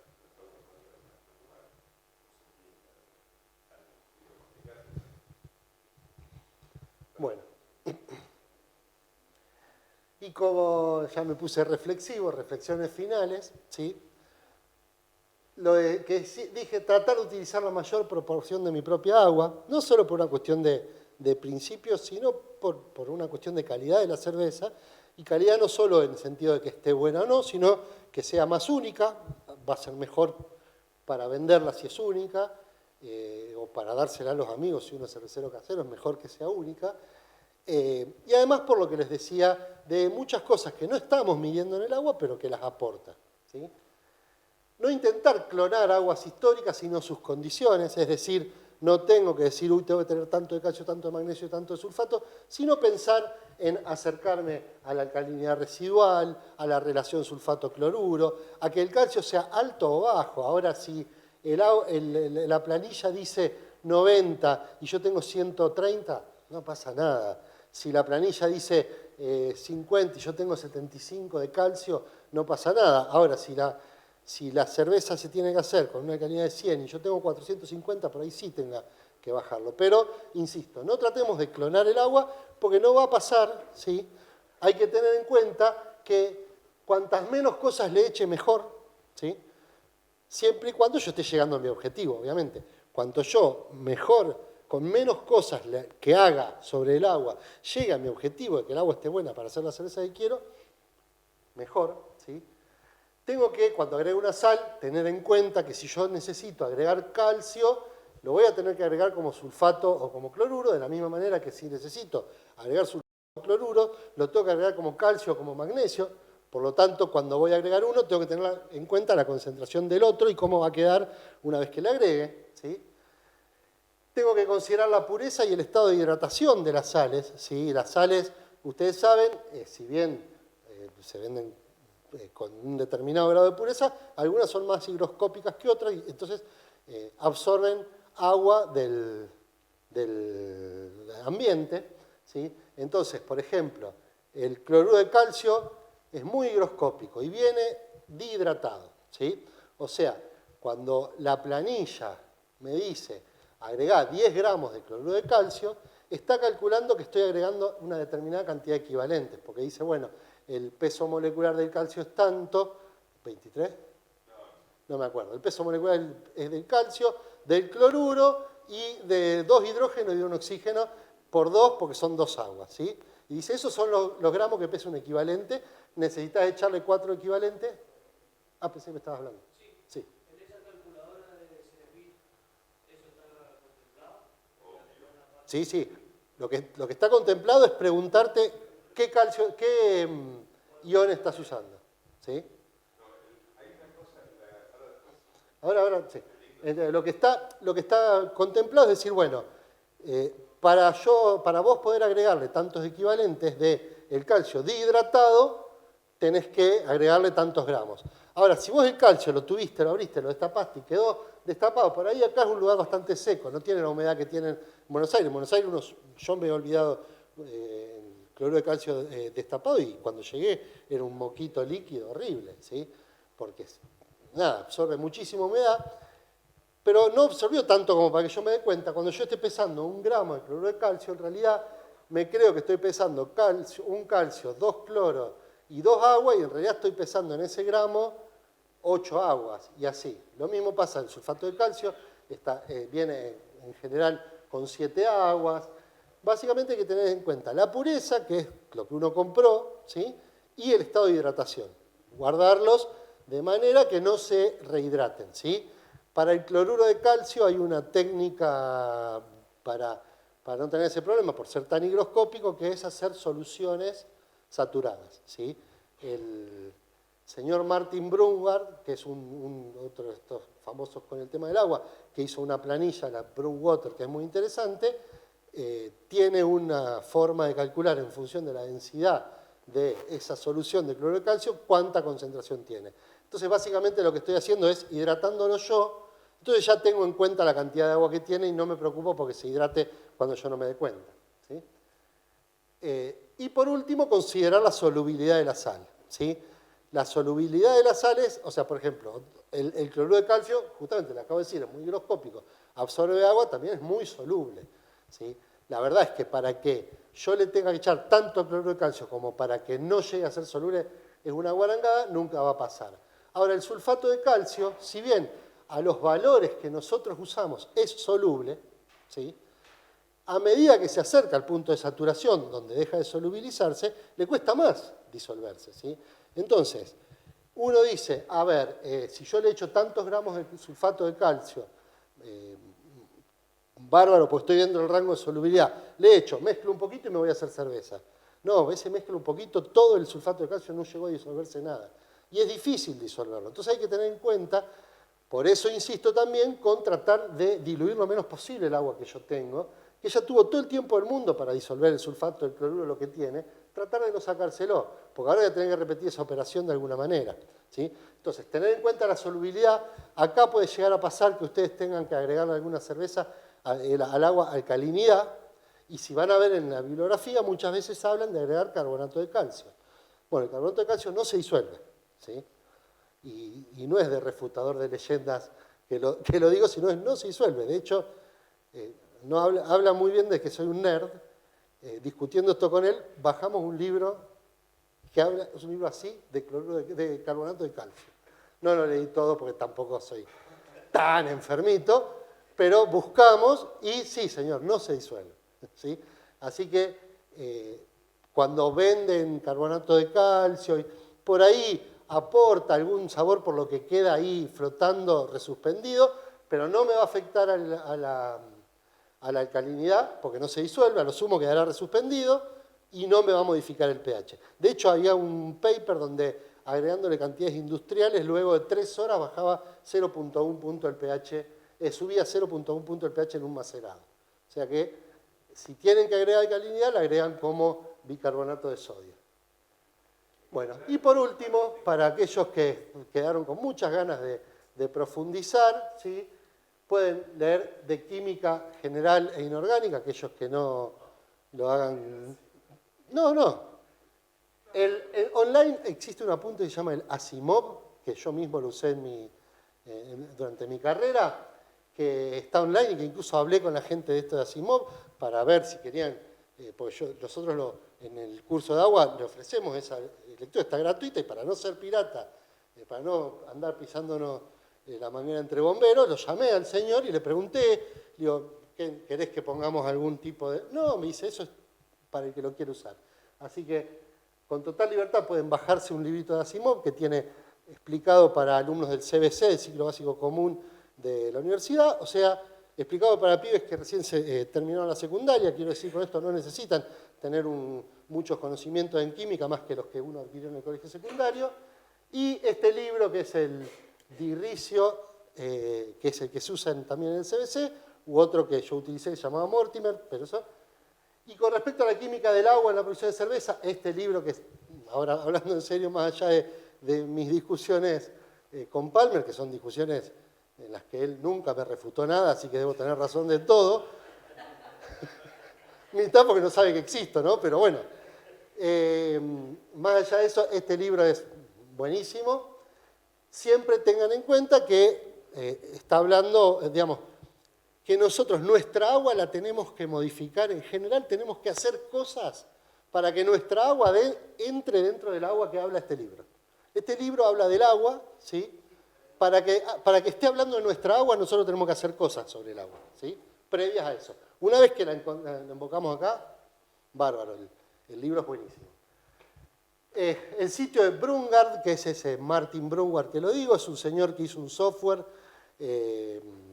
Todo esto en inglés, lamentablemente no hay otra. El libro Water está traducido por varios cerveceros, no lo leí, y si leen inglés, recomiendo leerlo en inglés porque las traducciones técnicas a veces suelen ser un poco complicadas. Bueno, los papers de Kolbach, Delange y Palmer, para aquellos que son un poco más nerds, y bueno, puse el chivo, el curso nuestro sobre agua, fundamental. Ahí está la posta. Todo lo que no dije acá, todo lo que me guardé acá, todo eso que ustedes esperaban, está ahí. Pero bueno, nada. Creo que eso es todo y podemos pasar a las preguntas.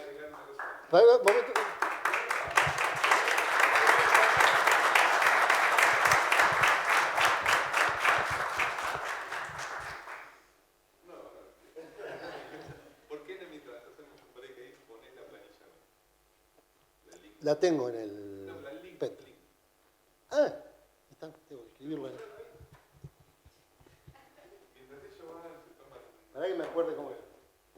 Bueno, ahora, mientras hacemos el break, cuando vuelvan va a estar la planilla, el link bueno, porque nosotros hicimos, como nosotros empezamos a trabajar con las planillas de Brungard principalmente, y el Beer, ¿cómo es? El Brewer Friend, pero pasaban dos cosas. Primero que estaban en inglés, ¿sí? Y como nosotros lo usábamos para los cursos, no todos los alumnos hablaban inglés.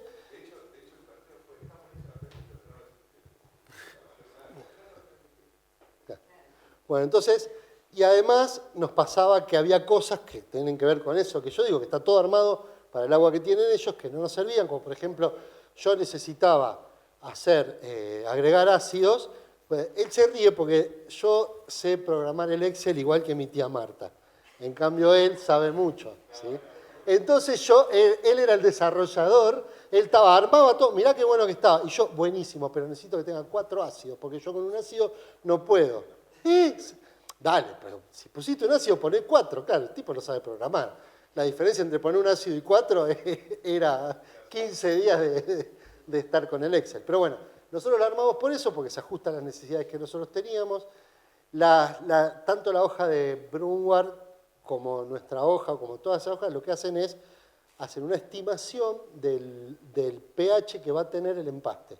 Esa estimación se hace en función de la composición físico-química del agua y en función de la acidez titulable de las maltas, es decir, qué acidez va a generar esa malta.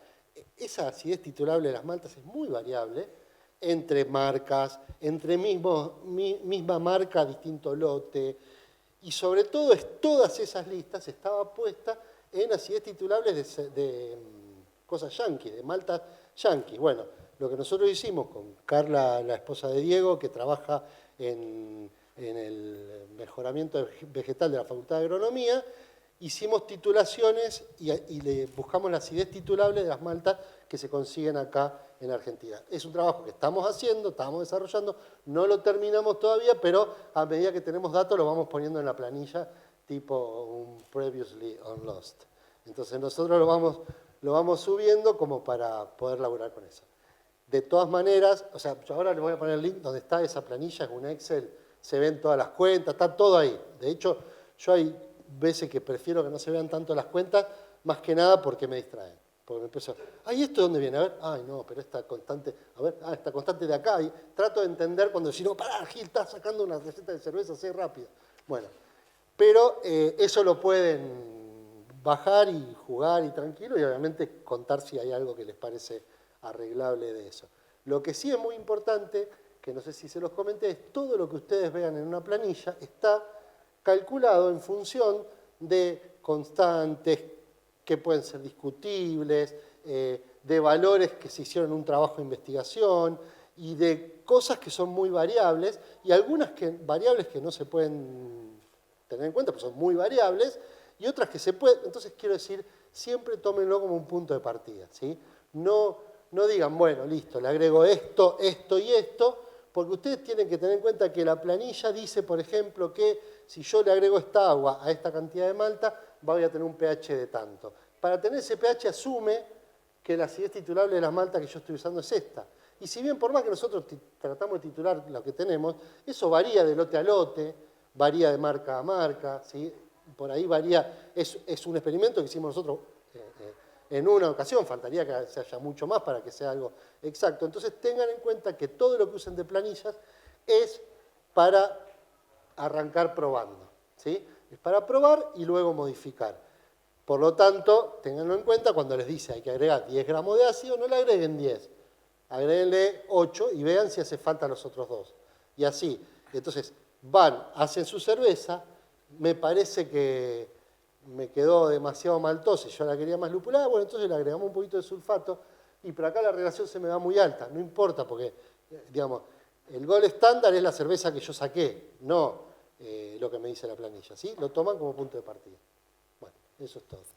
Bueno, muchas gracias.